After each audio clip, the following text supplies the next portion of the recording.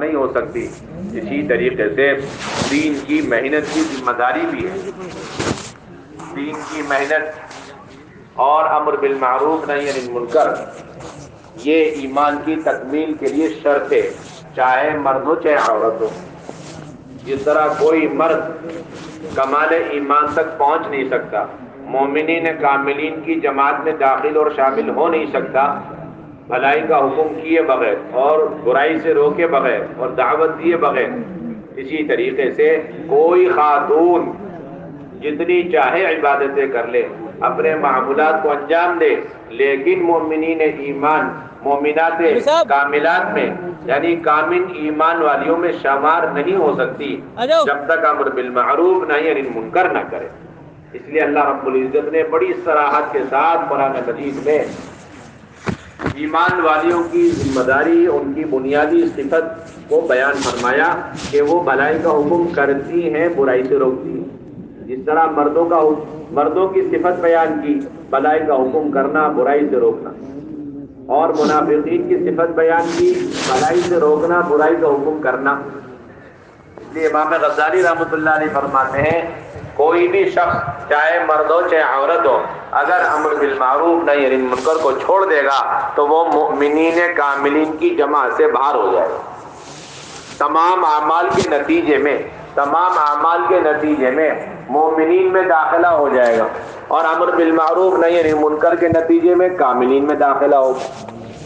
اگر سارے اعمال کیے ہیں تو وہ مومنین میں داخل ہو سکتے ہیں، لیکن کاملین میں داخل نہیں ہو سکتے جب تک یہ صفت اور یہ ذمہ داری پوری نہ کرے۔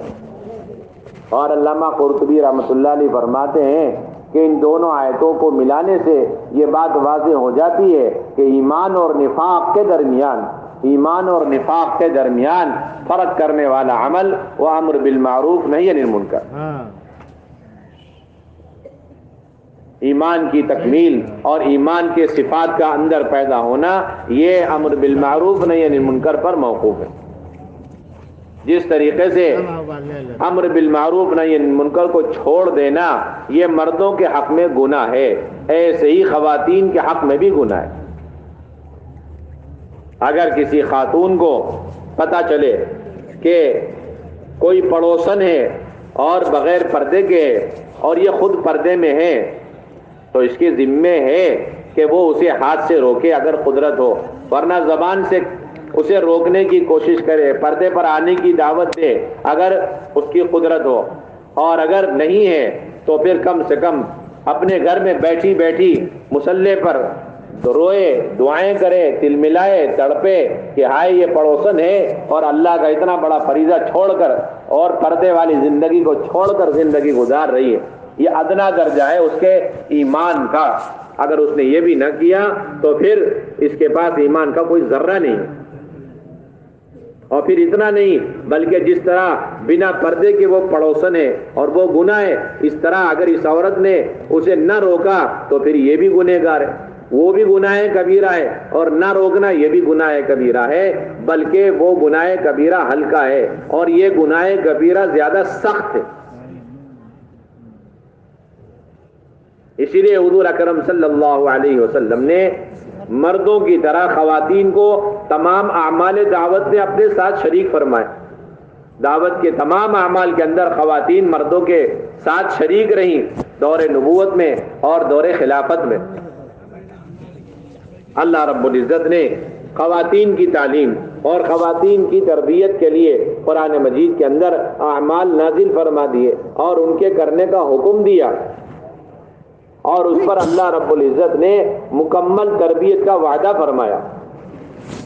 ازواج مطہرات کو جو حکم دیا اپنے گھروں کے اندر قرآن اور اپنے گھروں کے اندر حدیث کے حلقے اور اس کے تذکرے کرو، علماء نے لکھا ہے کہ یہ حکم حضور صلی اللہ علیہ وسلم کے زمانے اور حضور کی بیویوں کے ساتھ خاص نہیں ہے، بلکہ قیامت تک ہر ایمان والی کے لیے، ہر دور میں، ہر زمانے میں جب بھی قرآن اور حدیث کے حلقوں کا اہتمام کیا جائے گا، اللہ کے امر کی وجہ سے اللہ رب العزت قرن اول کی طرح اور صحابہ کی طرح تربیت کے فیصلے فرمائے۔ اللہ رب العزت نے ان قرآن اور حدیث کے حلقوں پر دو بنیادی وعدے فرمائے. ایک تو گناہوں کی گندگی اور گناہوں کے اثرات ختم کر دیں گے، اور دوسرا اللہ رب العزت مکمل پاک کر دیں گے اور نیکیوں سے آراستہ فرما دیں. یہ اعمال تطہیر ہیں اور قرآنی اعمال ہیں اور خدائی احکامات میں سے اہم ترین حکم ہے، اور جس پر اللہ رب العزت نے تربیت کی ضمانت اور کفالت اپنی ذات سے دی. کسی کو اتنی طاقت مل جائے اور وقت میں اتنی برکت ہو جائے کہ بے شمار اعمال کر لے، پھر بھی وہ تربیت اور وہ تزکیہ حاصل نہیں ہو سکتا جو قرآن کی آیات لے کر گھر میں حلقے لگانے سے ہو سکتا ہے. تو اس پر اللہ رب العزت کی طرف سے براہ راست تربیت کے وعدے. قرن اول میں سخت دل حضرت عمر رضی اللہ تعالیٰ عنہ اور اللہ کے نبی صلی اللہ علیہ وسلم کے قتل کا ارادہ کر چکے اور اس ارادے سے گھر سے نکل چکے. وہ ان کے کفر کی شدت کا اور کفر کا انتہا کا دن تھا. ایسے دن وہ اپنی بہن کے گھر پہنچے اور تعلیم کا حلقہ دیکھا اور وہ پرزہ لے کر پڑھنے لگے اور ان کا دل ان آیات کو پڑھ کر کے نرم ہو گیا اور آنکھیں ڈبڈبا آئیں اور وہ ایمان میں داخل ہو گئے. آپ اندازہ لگائیں جب حضرت عمر جیسے شخص کو سخت دل انسان کو ایک حلقے کی برکت سے ہدایت مل سکتی ہے اور کفر سارا کا سارا دل کے اندر سے ختم ہو سکتا ہے، تو اس شخص کو کتنی تربیت حاصل ہوگی جو پہلے سے مسلمان اور پہلے سے مومن ہے اور وہ حلقوں کا اہتمام کرے. یہ کوئی آج کل کے نئے حلقے نہیں ہیں، بلکہ حضور صلی اللہ علیہ وسلم کے زمانے سے یہ حلقے ہیں، اور حضور کے زمانے میں بھی اس حلقے کی شروعات اعمال نبوت اور اعمال ہدایت میں سب سے پہلے اس حلقے سے اعمال شروع ہوئے اور محنت شروع ہوئی. روایتوں میں غور کرنے سے پتہ چلتا ہے کہ نبوت کے ملنے کے بعد آپ نے سب سے پہلے قرآن اور حدیث کے حلقے سے اپنی نبوت کی محنت کی شروعات فرمائی. آپ صلی اللہ علیہ وسلم وحی کے اترنے کے بعد سب سے پہلے حضرت خدیجہ رضی اللہ تعالی عنہا کے پاس گئے اور ان کے سامنے غار حرا کا سارا واقعہ سنایا، جس کو حدیث کا حلقہ کہا جاتا ہے، اور قرآن کی ابتدائی آیتیں آپ نے تلاوت فرمائی حضرت خدیجہ کے سامنے. اقرأ باسم ربک الذی خلق، خلق الانسان من علق، اس کو قرآن کا حلقہ کہا جاتا ہے. اور حضرت خدیجہ رضی اللہ تعالی عنہا نے آپ کو تسلی دی کہ اللہ تعالیٰ آپ کو بے یار نہیں چھوڑیں گے، اور آپ صلہ رحمی کرتے ہیں، مہمان نوازی کرتے ہیں، لوگوں کی مدد کرتے ہیں. یہ صفات کا مذاکرہ تھا جو سب سے پہلے حلقے میں کیا گیا. یہاں سے یہ تعلیم کے حلقوں کی شروعات ہوئی، اور پھر آپ صلی اللہ علیہ وسلم جب بھی ازواج مطہرات کے یہاں گئے اور جس بیوی کے یہاں آپ کی باری رہی، آپ نے وہاں اہتمام کے ساتھ حلقے لگائے. آپ کا کسی بھی بیوی اور اپنا کسی زوجہ محترمہ کے یہاں دن کا وقت گزارنا، رات کا وقت گزارنا، یہ تعلیم کے پیش نظر تھا، تعلیم کی غرض سے تھا. گھر میں داخل ہونے سے لے کر گھر سے باہر نکلنے تک کا جو وقفہ ہوتا تھا حضور اکرم صلی اللہ علیہ وسلم کا، وہ تعلیم ہی تعلیم اور تربیت ہی تربیت کے لیے ہوا کرتا تھا. مسلم شریف کی روایت ہے کہ آپ صلی اللہ علیہ وسلم حضرت زینب بنت جحش رضی اللہ تعالی عنہا کے یہاں قیام کیے ہوئے ہیں اور آرام کر رہے ہیں، اور اچانک آپ بیدار ہوئے اور آپ نے حدیثیں سنانی شروع کر دی کہ ویل للعرب من شر قد اقترب. آپ صلی اللہ علیہ وسلم حضرت جویریہ رضی اللہ تعالی عنہا کے گھر میں، حضرت جویریہ رضی اللہ تعالیٰ عنہ کہتی ہیں کہ آپ صلی اللہ علیہ وسلم فجر کی نماز پڑھ کر میرے پاس سے گزرے اور میں اپنے گھر کی مسجد کے اندر بیٹھی ہوئی معمولات میں لگی ہوئی تھی. پھر آپ بہت دیر بعد ظہر کے وقت قریب واپس آئے اور دیکھا کہ میں اسی حال میں بیٹھی ہوئی ہوں. آپ نے فرمایا ما زلتی علی الحال التي فارقتك علیہا، کہ تم ابھی تک اسی حال میں بیٹھی ہوئی ہو جس حال میں تمہیں صبح فجر کے بعد چھوڑ کر گیا. پھر آپ نے فرمایا لقد قلت بعدك 4 كلمات 3 مرات لو وزنت بما قلت لوزنتهن، کہ میں جب سے تمہیں چھوڑ کر گیا واپس آنے تک میں نے چند کلمات کہے اور پڑھے، اگر ان کلمات کو تمہارے پڑھے ہوئے ان سارے معمولات جو 6 گھنٹے 5 گھنٹے سے اتنے سارے معمولات تم نے کیے، اتنی ساری تسبیحات پڑھی، ان سب سے اگر اس کا مقابلہ کیا جائے تو پھر عمل کے اجر کے اعتبار سے، وزن کے اعتبار سے یہ 4 کلمات بڑھ جائیں. سبحان اللہ بحمدہ عدد خلقہ ورضا نفسہ وزنت عرشہ ومداد کلماتہ، یہ 4 کلمات ہیں۔ یہ کیا تھا؟ آپ صلی اللہ علیہ وسلم کا حضرت جویریہ کے ساتھ ان کے گھر میں ان کے باری کے دوران تعلیم کے حلقے لینے کی مثال۔ حضور اکرم صلی اللہ علیہ وسلم کی ایک زوجہ محترمہ حضرت حفصہ رضی اللہ تعالی عنہ ہے، آپ کی ان کے یہاں باری تھی، وہاں پر ام مبشر رضی اللہ تعالیٰ عنہ پہنچی، اللہ کے نبی صلی اللہ علیہ وسلم نے تعلیم کا حلقہ شروع فرما دیا، اور آپ نے فرمایا کہ مجھے امید ہے جن لوگوں نے صلح حدیبیہ کے موقع پر درخت کے نیچے میرے ہاتھوں پر بیعت کی ہے وہ جہنم میں داخل نہیں ہوں گے۔ ام مبشر کہنے لگی کہ نہیں، ان کو بھی جہنم سے تو گزرنا ہی پڑے گا۔ اللہ کے نبی نے فرمایا ایسا نہیں ہو سکتا۔ حضرت حفصہ رضی اللہ تعالیٰ عنہ کہنے لگی کہ اللہ کے نبی صلی اللہ علیہ وسلم یہ ام مبشر صحیح تو کہہ رہی ہیں، کیونکہ اللہ تعالیٰ بھی یہی فرما رہے وَإِن مِّنكُمْ إِلَّا وَارِدُهَا، کہ تم میں سے ہر ایک کو جہنم سے گزرنا پڑے گا۔ اس پر اللہ کے نبی صلی اللہ علیہ وسلم نے فرمایا کہ تم نے اللہ تعالیٰ کا یہ ارشاد نہیں سنا، ثُمَّ نُنَجِّي الَّذِينَ اتَّقَوْا وَنَذَرُ الظَّالِمِينَ فِيهَا جِثِيًّا، کہ ہم متقیوں کو تو جہنم سے بال بال بچا دیں گے اور جہنم میں تو صرف ظالم لوگ رہیں گے۔ اس آیت سے مجھے پوری امید ہے کہ اللہ رب العزت بیعت رضوان میں شریک ہونے والوں کو جہنم سے بچا دے۔ یہ آپ صلی اللہ علیہ وسلم کا گھر آئے ہوئے ایک مہمان خاتون کو لے کر، اپنی بیوی حضرت حفصہ کو لے کر ان کے یہاں جب باری تھی اس وقت قرآن کے حلقے لینے کی مثال۔ ام سلمہ رضی اللہ تعالی عنہ یہ بھی اللہ کے نبی صلی اللہ علیہ وسلم کی زوجہ محترمہ ہے، ان کے یہاں آپ کا قیام ہے اور وہ آپ صلی اللہ علیہ وسلم کی نگرانی کر رہی۔ آپ صلی اللہ علیہ وسلم رات میں سوتے سوتے اچانک بیدار ہوئے اور آپ نے فوراً اسی وقت تعلیم کا حلقہ لے لیا اور فرمایا کہ آج کی رات بے شمار فتنے اتارے گئے، آج کی رات بہت سارے خزانے کھول دیے گئے، اور کوئی ہے حجروں میں اور کمروں میں سونے والیوں کو اٹھانے والا، اور بے شمار عورتیں ایسی ہوں گی دنیا میں کپڑوں کے ساتھ لیکن آخرت میں کپڑوں سے محروم اٹھائی جائیں گی، اس لیے کہ ان خواتین کے کپڑے دنیا میں یہود و نصارہ کے کپڑوں کے مشابہ ہوں۔ یہ کیا تھا؟ یہ آپ صلی اللہ علیہ وسلم کا اپنے گھر ام سلمہ رضی اللہ تعالی عنہ کو لے کر تعلیم کے حلقے لینے کی مثال۔ جس بیوی کے گھر میں آپ کی باری تھی اللہ کے نبی صلی اللہ علیہ وسلم ان کے ساتھ اہتمام سے تعلیم کے حلقے لے رہے۔ یہ اصل بنیاد ہے میرے بھائیو دوستو بزرگوں، یہاں تک کہ آپ دنیا سے تشریف لے جا رہے سکرات کے عالم میں ہیں، اس وقت بھی آپ کے تعلیم کے حلقے کی ناغہ نہیں ہوئی ہے۔ حضرت عائشہ رضی اللہ تعالیٰ عنہ کہتی ہے، موطا امام مالک کی روایت ہے کہ آپ صلی اللہ علیہ وسلم سکرات کے عالم میں میرے اوپر ٹیک لگائے ہوئے ہیں اور آپ کا سر میرے سینے پر ہے اور آپ صلی اللہ علیہ وسلم پر غشی طاری ہے، سکرات کی تکلیف ہے، اور میں کان لگائی ہوئی ہوں آپ کے ہونٹوں کے قریب کہ اللہ کے نبی سکرات کے عالم میں کوئی حکم اور سکرات کے عالم میں کوئی ارشاد فرمائے تو میں اسے محفوظ کر لوں اور بعد والوں تک پہنچا دوں۔ اس جذبے سے حضرت عائشہ بیٹھی ہوئی ہیں حضور صلی اللہ علیہ وسلم کے ساتھ، اور وہ سوچ رہی تھی کہ مجھے معلوم تھا اللہ کے نبی صلی اللہ علیہ وسلم فرمایا کرتے تھے کہ کسی نبی کی موت نہیں ہوتی جب تک کہ دنیا اور آخرت کے بیچ میں ان کو اختیار نہ دے دیا گیا ہو اور وہ دنیا پر آخرت کو ترجیح نہ دے دیں، اس وقت تک کسی نبی کی وفات نہیں ہوتی۔ اتنے میں اللہ کے نبی صلی اللہ علیہ وسلم کے ہونٹ مبارک ہلے اور آپ صلی اللہ علیہ وسلم یہ دعائیں مانگنے لگے، اللہم اغفر لی، اللہم ارحمنی، اللہم الرفیق الاعلی۔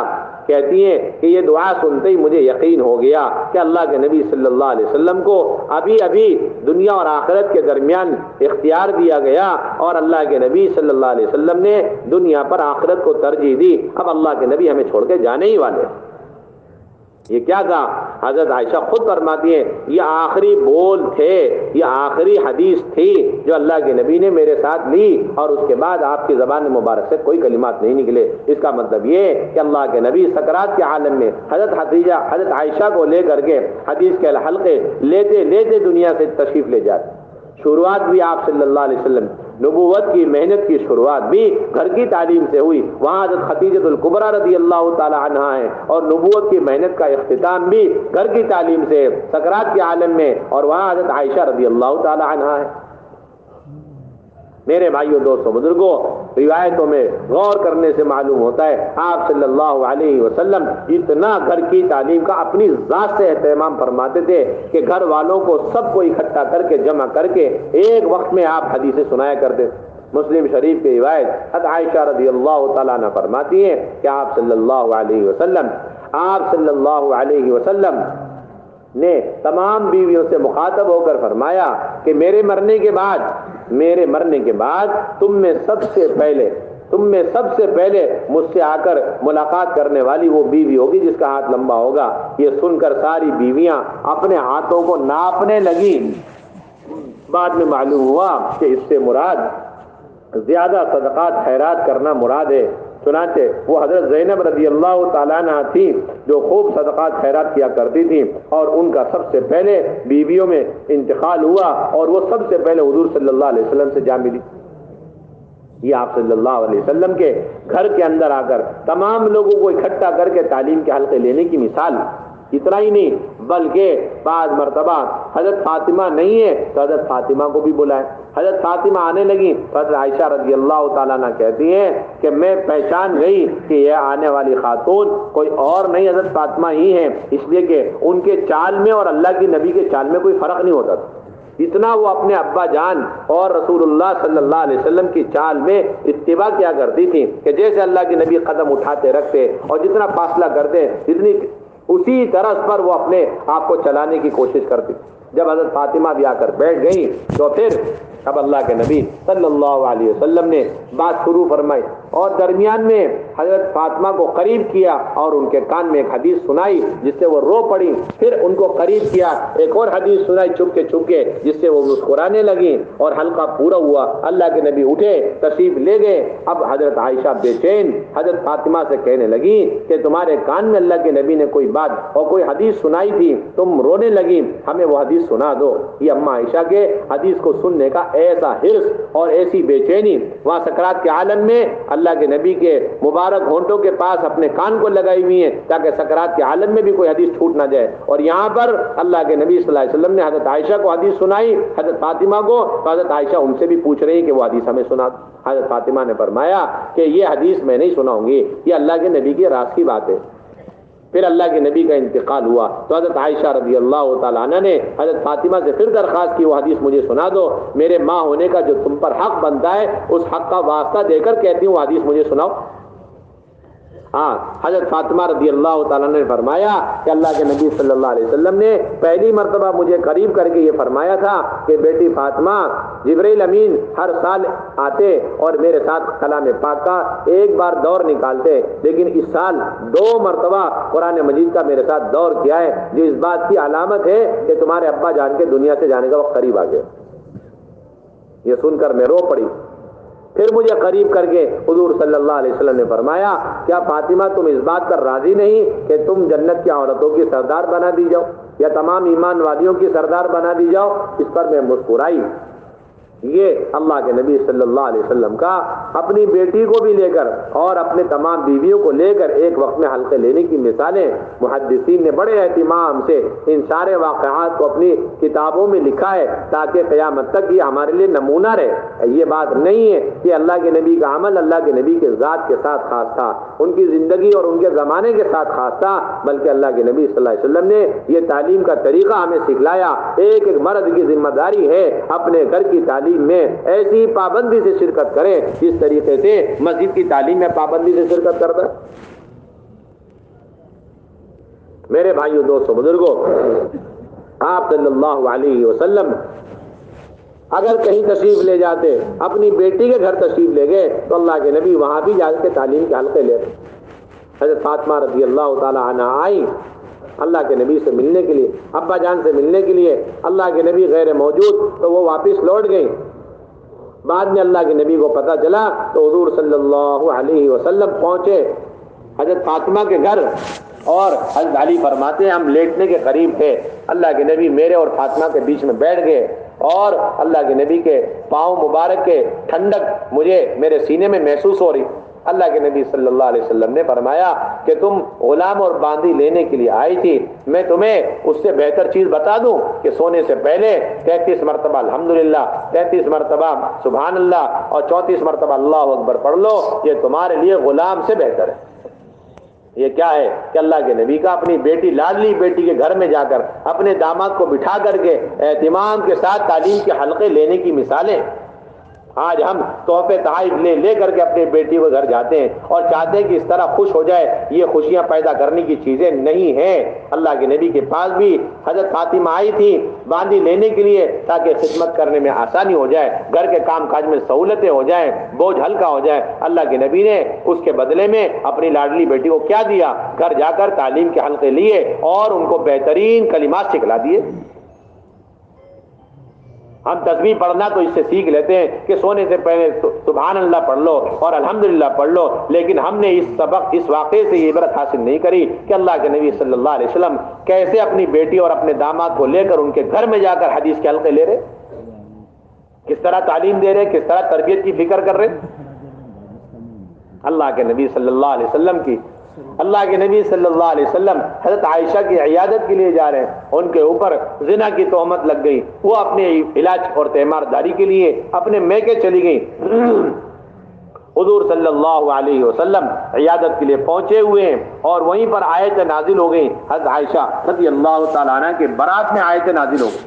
اللہ کے نبی فرما رہے کہ عائشہ اگر تم سے غلطی ہوئی ہے, زنا ہوا ہے, تو تم توبہ کر لو, اللہ بڑے غفور الرحیم ہے. حضرت عائشہ فرماتی ہیں بس اس جملے کو سننے کے بعد اب میرا کوئی دنیا میں سہارا نہیں رہا. اللہ کے نبی بھی یہ فرما رہے اور کہتی ہے میں دل میں سوچ رہی کہ اگر میں توبہ استغفار کر لوں تب بھی میرا اللہ جانتا ہے کہ مجھ سے یہ زنا نہیں ہوا, اگر میں توبہ استغفار نہ کروں تب بھی میرا پروردگار جانتا ہے مجھ سے یہ زنا کا کام نہیں ہوا ہے. پھر کہنے لگی مجھے اس بات کا پورا یقین تھا کہ اللہ رب العزت مجھے اس منافقین نے جو زنا کی تہمت مجھ پر لگائی ہے اس سے بری کریں گے, اور اس بات کا یقین نہیں تھا کہ اللہ تعالیٰ مجھے زنا سے بری کرنے کے لیے ساتوں آسمان سے آیتیں اتار دیں گے جس کی تلاوت قیامت تک ہوتی رہی. ابھی میں سوچ ہی رہی تھی ادھر میرے والد ابو بکر بیٹھے ہوئے ہیں, ادھر میری والدہ ام رومان گھر میں بیٹھی ہوئی ہیں, رو رہے ہیں, اور اللہ کے نبی یہ بار بار فرما رہے ہیں توبہ کرو استغفار کرو, میرا تو کوئی بھی نہیں رہا دنیا کے اندر. اتنے میں اللہ کے نبی صلی اللہ علیہ وسلم پر وحی اترنے لگی, جبرائیل امین میرے گھر آ گئے اور اللہ کے نبی نے فرمایا عائشہ تمہیں خوشخبری ہو, اللہ نے تمہیں زنا کی تہمت سے بری کرنے کے لیے کلام پاک میں پورا ایک رکوع اتار دیا. ان الذين جاءوا بالافك عصبة منكم لا تحسبوه شرا لكم بل هو خير لكم لكل امرئ منهم ما اكتسب من الاثم والذي تولى كبره منهم له عذاب عظيم.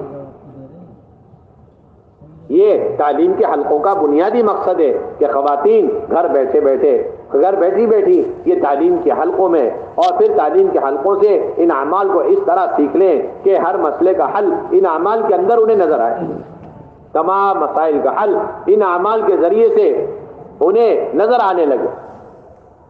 یہ تعلیم کے حلقوں کا بنیادی مقصد ہے کہ دل کے اندر یقین کامل پیدا ہو جائے کہ تمام مسائل کا حل اللہ کے ذات عالی, اللہ کے قبضے قدرت میں. ہم تقوی کے ساتھ ہیں اور ہم اعمال کے پابند ہیں تو اللہ رب العزت ضرور بھی ضرور تمام تر تنگیوں میں ہمارے لیے حل نکالیں گے. یہی حال حضرات صحابہ رضی اللہ عنہم اجمعین کا بھی تھا. حضرات صحابہ ایک حدیث سنتے تھے اور سن کر کے آگے اپنی بیویوں کو سنایا کرتے تھے. ابو سلمہ رضی اللہ تعالی عنہ ایک حدیث سن کر کے آ رہے ہیں اور ام سلمہ کو سنا رہے ہیں کہ حضور صلی اللہ علیہ وسلم نے فرمایا ہے کہ اگر کسی پر کوئی مصیبت آ جائے یا اس کی کوئی نعمت چلی جائے اور اس پر وہ انا للہ و انا الیہ راجعون اللہم اجرنی فی مصیبتی واخلف لی الخیر منہا پڑھ لیں تو اللہ تعالیٰ نعمت کا بدل عطا فرماتے اور مصیبت پر اجر عطا فرماتے. یہ حدیث کا حلقہ لگا اور چند دن بعد ابو سلمہ کا انتقال ہو گیا. ام سلمہ یہ دعا پڑھ کر عدت میں بیٹھ گئی اور سوچنے لگی ابو سلمہ بڑے دین کے داعی, بڑے مجاہد, بڑے قربانی والے, بڑے صفات والے, ایسا شوہر مجھے کہاں سے ملے, ان کا بدل مجھے کہاں سے ملے گا. لیکن یقین کامل تھا اس دعا کے اوپر کہ اللہ رب العزت مجھے نعم البدل عطا فرمائیں گے. کہتی ہیں ابھی میری عدت پوری ہوئی تھی کہ سید الانبیاء صلی اللہ علیہ وسلم خود میرے گھر میں آ کر کے کہنے لگے, فرمانے لگے میں تم سے نکاح کرنے کے لیے تیار ہوں. یہ خواتین کا حال تھا. ان تعلیم کے حلقوں کی برکت سے گھر بیٹھی کوئی مسئلہ پیش آ جاتا وہ اعمال کے ذریعے سے براہ راست حل کروا لیا کرتی. میرے بھائیوں دوستوں بزرگوں, اس لیے ہماری یہ بنیادی ذمہ داری ہے گھر کے اندر 100% 5 اعمال کے ساتھ یہ تعلیم کے حلقے زندہ ہو جائے. قرآن کا حلقہ لگ رہا ہو اور پھر ہر حال میں لگ رہا ہو, کسی قسم کا عذر قرآن کے حلقے کے لیے رکاوٹ نہیں ہے. یہ اصولی بات ہے. اس لیے کہ حضرت عائشہ رضی اللہ تعالی عنہ کی روایت مسلم شریف کے اندر ہے، فرماتی ہیں کہ کان النبی صلی اللہ علیہ وسلم یتکی علی حجری وانا حائض فیقرأ القرآن، رواہ مسلم. کہ آپ صلی اللہ علیہ وسلم مجھ پر ٹیک لگائے ہوئے قرآن مجید کی تلاوت فرما رہے اور میں سن رہی جبکہ میں حیض کی حالت میں ہوں، مجھ پر نماز نہیں ہے، شرعی عذر ہے. اس سے یہ بات واضح ہو گئی کہ ایسا شرعی عذر ہے کسی گھر میں تب بھی قرآن کا حلقہ لگے گا، بند نہیں ہوگا، اور ایسی عذر والی کو اس میں بٹھایا جائے گا، اسے اٹھایا نہیں جائے گا. یہ اصل بنیادی بات. اس عمل میں ہم اللہ کے نبی اور سیرت کے پابند ہیں. یہ عمل ہمارے عقل و تجربوں کے حوالے نہیں ہے کہ ہم جھوٹے موٹے اور معمولی اندیشوں اور علتوں کی وجہ سے قرآن کے حلقے جیسے اعمال تطہیر سے محروم ہو جائیں. اس کی کوئی گنجائش نہیں. تجربہ کار ہی لوگ ہوں گے اور جو اپنے تجربوں پہ چلتے ہیں وہی لوگ ہوں گے جو اپنے تجربوں سے اس کے اندر جھوٹے موٹے چھوٹے موٹے علت اندیشے نکال کر خود بھی اعمال ہدایت سے محروم اور امت کو بھی اعمال ہدایت سے محروم کر دیں. یہ قیاس کی چیزیں نہیں ہیں، بلکہ جس طرح نماز میں تکبیر سے لے کے سلام پھیرنے تک ہم نبی کے سنتوں کے پابند ہیں، اسی طرح اعمال دعوت کے اندر بھی ہم سیرت کے پابند ہیں. جو کچھ جہاں اللہ کے نبی اور ان کی زندگی سے ہمیں مل گیا اعمال دعوت کے اعتبار سے ہم اس کے پابند ہیں. اس کے بعد ہمیں اپنے تجربے اپنے رائے چلانے کی گنجائش ہے. ہاں، قرآن پڑھنے کے لیے شرائط اصول ہیں، سننے کے لیے شرائط اصول نہیں ہے. کوئی خاتون پڑھنے میں گائے معذور ہو سکتی ہے لیکن سننے میں کبھی موت تک معذور نہیں ہو سکتی.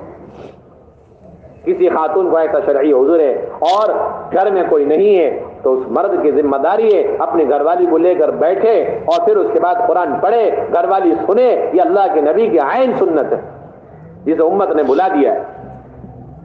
وہ سنتی رہے، یہ پڑھتا رہے، اللہ کے نبی کی اہم ترین سنت. ام سلمہ حضرت عائشہ دونوں کہتی ہیں تقریباً اللہ کے نبی کا یہ معاملہ تمام بیویوں کے ساتھ پیش آیا کہ جس بیوی کی آپ کی باری اور وہاں ان کو شرعی عذر آ گیا، اللہ کے نبی قرآن تلاوت فرما رہے اور ان کی بیوی زوجہ محترمہ بیٹھ کر کے سن رہی. اس لیے میرے بھائیوں دوستوں بزرگوں، یہ سارا مجمع عزم ارادے کرے انشاءاللہ ہم اپنے گھروں سے لے کر ایک ایمان والے کے گھر میں 5 اعمال کے ساتھ تعلیم کے حلقوں کو زندہ کریں گے. ایک دن منتخب سے تعلیم ہو رہی، ایک دن فضائل اعمال مع فضائل صدقات کی تعلیم ہو رہی، 6 صفات کا مذاکرہ منتخب کی روشنی میں کرنا ہے. گھر کے تمام افراد باری باری کریں اور پھر اس کے ساتھ تشکیل. یہ دعوت کا اہم ترین عمل. تشکیل نہیں ہے تو پھر دعوت نہیں. ام سلیم رضی اللہ تعالی عنہ ابو طلحہ کو دعوت دے رہی ہیں کہ آپ ایک درخت کی عبادت کر رہے ہیں، اگر آپ دین میں داخل ہو گئے تو میں نکاح کے لیے تیار اور مجھے مہر کی کوئی ضرورت نہیں ہے، آپ کا اسلام ہی مہر کے بدلے کافی ہے. ایسی دعوت اور ایسی تشکیل کہ وہ تھوڑی دیر میں کلمہ پڑھ کے دین میں داخل ہو گئے اور ام سلیم نے ان سے پھر نکاح کیا اور انہیں لی اللہ کے گھر میں، اللہ کے راستے میں وہ پھرتی رہی، کبھی احد میں، کبھی جو ہے خندق میں اور کبھی حنین میں. جہاں دیکھو ام سلیم حضرت ابو طلحہ کے ساتھ، انہی کی تشکیل، انہی کی دعوت. اس لیے بنیادی ذمہ داری ان 5 عملوں کے ساتھ تعلیم کے حلقے، اور یہ تعلیم عمومی ہے. اس کے ساتھ ساتھ حضور اکرم صلی اللہ علیہ وسلم نے قیامت تک اس امت کو ایک عمومی تعلیم دی ہے. یہ گھر گھر کی تعلیم تو خصوصی تعلیم ہے. ہر گھر کے اندر میاں بیوی بچوں کو لے کر کے اہتمام کے ساتھ وقت مقرر کر کے پھر مشورہ 3 چیزوں کا کہ کل کون قرآن کا حلقہ لے، کل کون کتابی تعلیم کرے، کل کون 6 صفات کا مذاکرہ اور تشکیل کس کے ذمہ ہے، تاکہ ہر ایک اللہ کی طرف متوجہ ہو، دعائیں کرے، سیکھے اچھی طریقے سے کتاب پڑھنی اور پھر اس کے بعد آ کر کے حلقہ لے.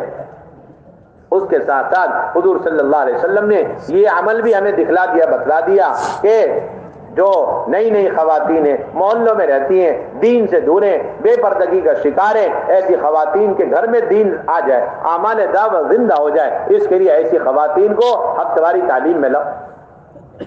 اس لیے کہ حضور صلی اللہ علیہ وسلم کی خدمت میں خواتین حاضر ہوئیں، بخاری شریف کی روایت ہے، خواتین حاضر ہوئیں اور کہنے لگی یا رسول اللہ صلی اللہ علیہ وسلم غلبنا علیک الرجال، کہ دین سیکھنے میں، آپ کی خدمت میں حاضر ہونے میں یہ مرد ہم پر غالب آ گئے.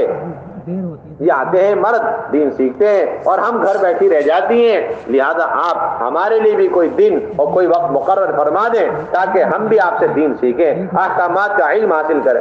حضور صلی اللہ علیہ وسلم بڑے خوش ہوئے اور آپ صلی اللہ علیہ وسلم نے ان کے لیے ایک دن مقرر فرما دیا، اور پھر وہ خواتین اکٹھی ہوئیں اور اللہ کے نبی نے جا کر کے ان سے دین کی باتیں اور احکامات کی تعلیم انہیں دی، فضائل کے حلقے آپ نے لیے، صدقات خیرات کی ترغیب آپ نے دی۔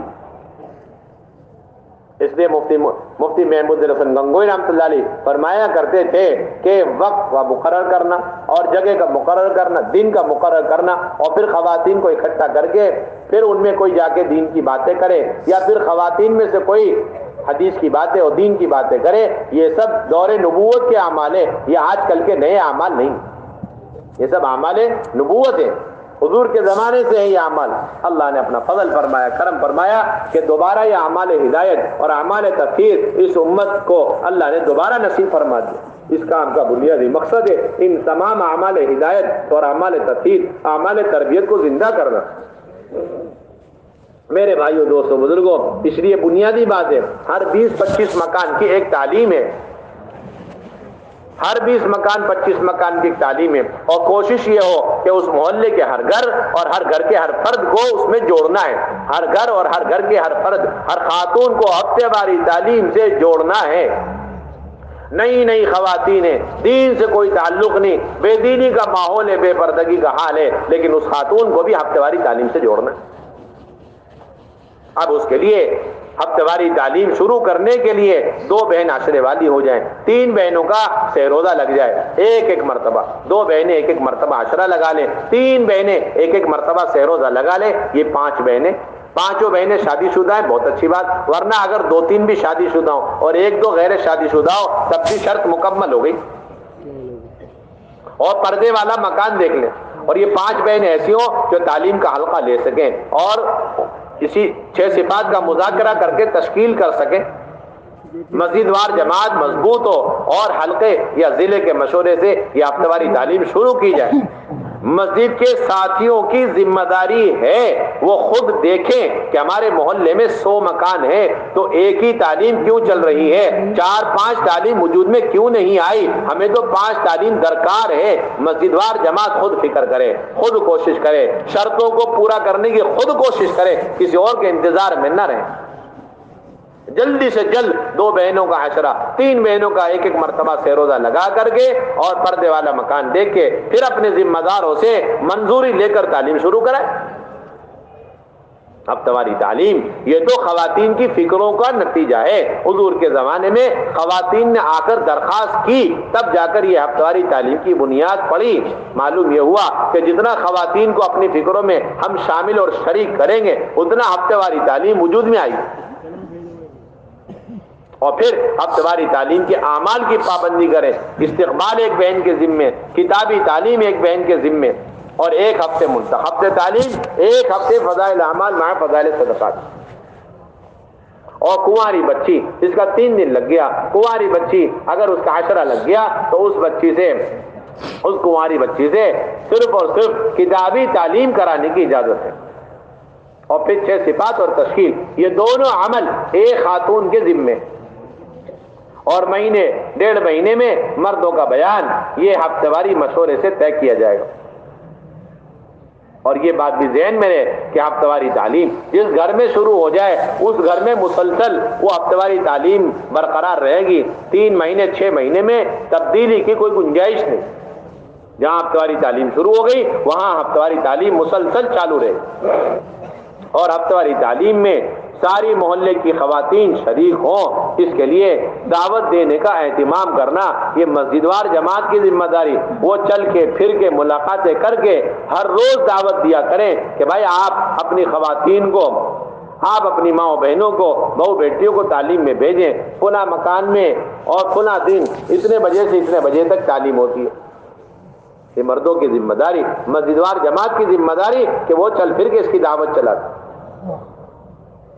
اور پھر ہفتہ واری تعلیم میں جتنی بھی تشکیلیں ہو جائیں ان تشکیلوں کو روکنا نہیں ہے، ان کا فائل نہیں بنانا، بلکہ ان تشکیلوں کو نقد وصول کرنا۔ ہفتہ واری تعلیم اندرون ملک سے لے کر بیرون ملک تک، ہفتہ واری تعلیم اندرون ملک سے لے کر بیرون ملک کے تمام تقاضے پورا کرنے کا بنیادی عنوان، یہ صرف مستورات کے اکٹھا کرنا اور بیان کرنا تعلیم کرنے کا سینٹر نہیں ہے کہ خواتین آ رہی ہیں بیان سن رہی، خواتین آ رہی تعلیم میں بیٹھ رہی اور عزائم میں نام لکھوا رہی اور چلی جا رہی. نہیں، ایک خاتون نے نام لکھوا دیا کہ میں تیار ہوں اپنے شوہر ساتھ اسی ہفتے نہیں بلکہ کل سے تیار ہوں، تو ساری مسجدوار جماعت فکر مند ہو جائے کہ اس ایک جوڑے کو آج سے لے کے کل تک وصول کر کے کیسے روانہ کیا جائے. یہ نہیں کہ اگلے ہفتے نہیں، اگلے ہفتے تک تاخیر کی کوئی گنجائش نہیں ہے آپ حضرات کے لیے. اس کی اجازت نہیں ہے کہ آپ ایک خاتون جو کل نقد سے تیار اپنی جان و مال کے ساتھ، ہمیں کوئی حق نہیں پہنچتا، ہم انہیں ایک ہفتے تک مؤخر کریں. ہاں اس کا پورا حق ہے اس ایک خاتون کے ایمان اعمال کے خاطر، اس ایک خاتون کو دین سکھلانے کے خاطر، اس ایک خاتون کو جہنم سے بچا کر جنت میں لے جانے کے خاطر ہم 4 جوڑے تیار کریں گے تاکہ اس ایک خاتون کی زندگی میں دین آ جائے اور اس کا فوراً 6 روزہ لگ جاوے، فوراً اس کا عشرہ لگ جاوے. اگر ہم نے کوشش کری اور جماعت مکمل اپنے حلقے اور محلے سے نہیں ہو سکی تو ہم دیکھیں گے اپنے حلقے سے جہاں کہیں سے 3 دن کی جماعت بن رہی، اس جوڑے کو لے جا کر آج سے لے کے کل تک اس 3 دن کی جماعت میں، یا 10 دن کی جماعت ہے تو 10 دن کی جماعت میں، کوئی چلے کی جماعت باہر سے آ کے کام کر رہی ہے 5 جوڑے، اس میں گنجائش پوری ہے، اس میں ایک جوڑا لگا کے 6 روزہ کا اس کا وقت پورا کروائیں، 6 روزہ فوراً لگوائیں، لیکن روکنے کی کوئی گنجائش نہیں. بھائی کریں گے اس کی فکر انشاءاللہ. آج کے بعد یہ مجمع طے کرے جب شرطیں پوری ہو جاویں اور خواتین اندر سے تیار ہو گئے اور شرطیں پوری ہو گئی تو آج کے بعد انہیں روکنے کا کوئی عنوان ہمارے پاس مشورے نہیں. روکنے رکانے کا مشورہ منافقین کا ہوتا ہے. کس کا ہوتا ہے؟ اللہ کے راستے سے روکنے کا مشورہ کس کے یہاں ہوتا ہے؟ ہمارے یہاں نہیں ہوتا. ہمارے یہاں تو ایسے ہے تشکیل ہو گئی اور ہفتواری تعلیم ہوئی اور دل نرم پڑ گئے تو فوراً اس طریقے سے وصول کر کے روانہ کرنا ہے جس طریقے سے بارش ہونے کے بعد زمین نرم پڑتے ہی فوراً ایک کسان اس سے فائدہ اٹھاتا ہے.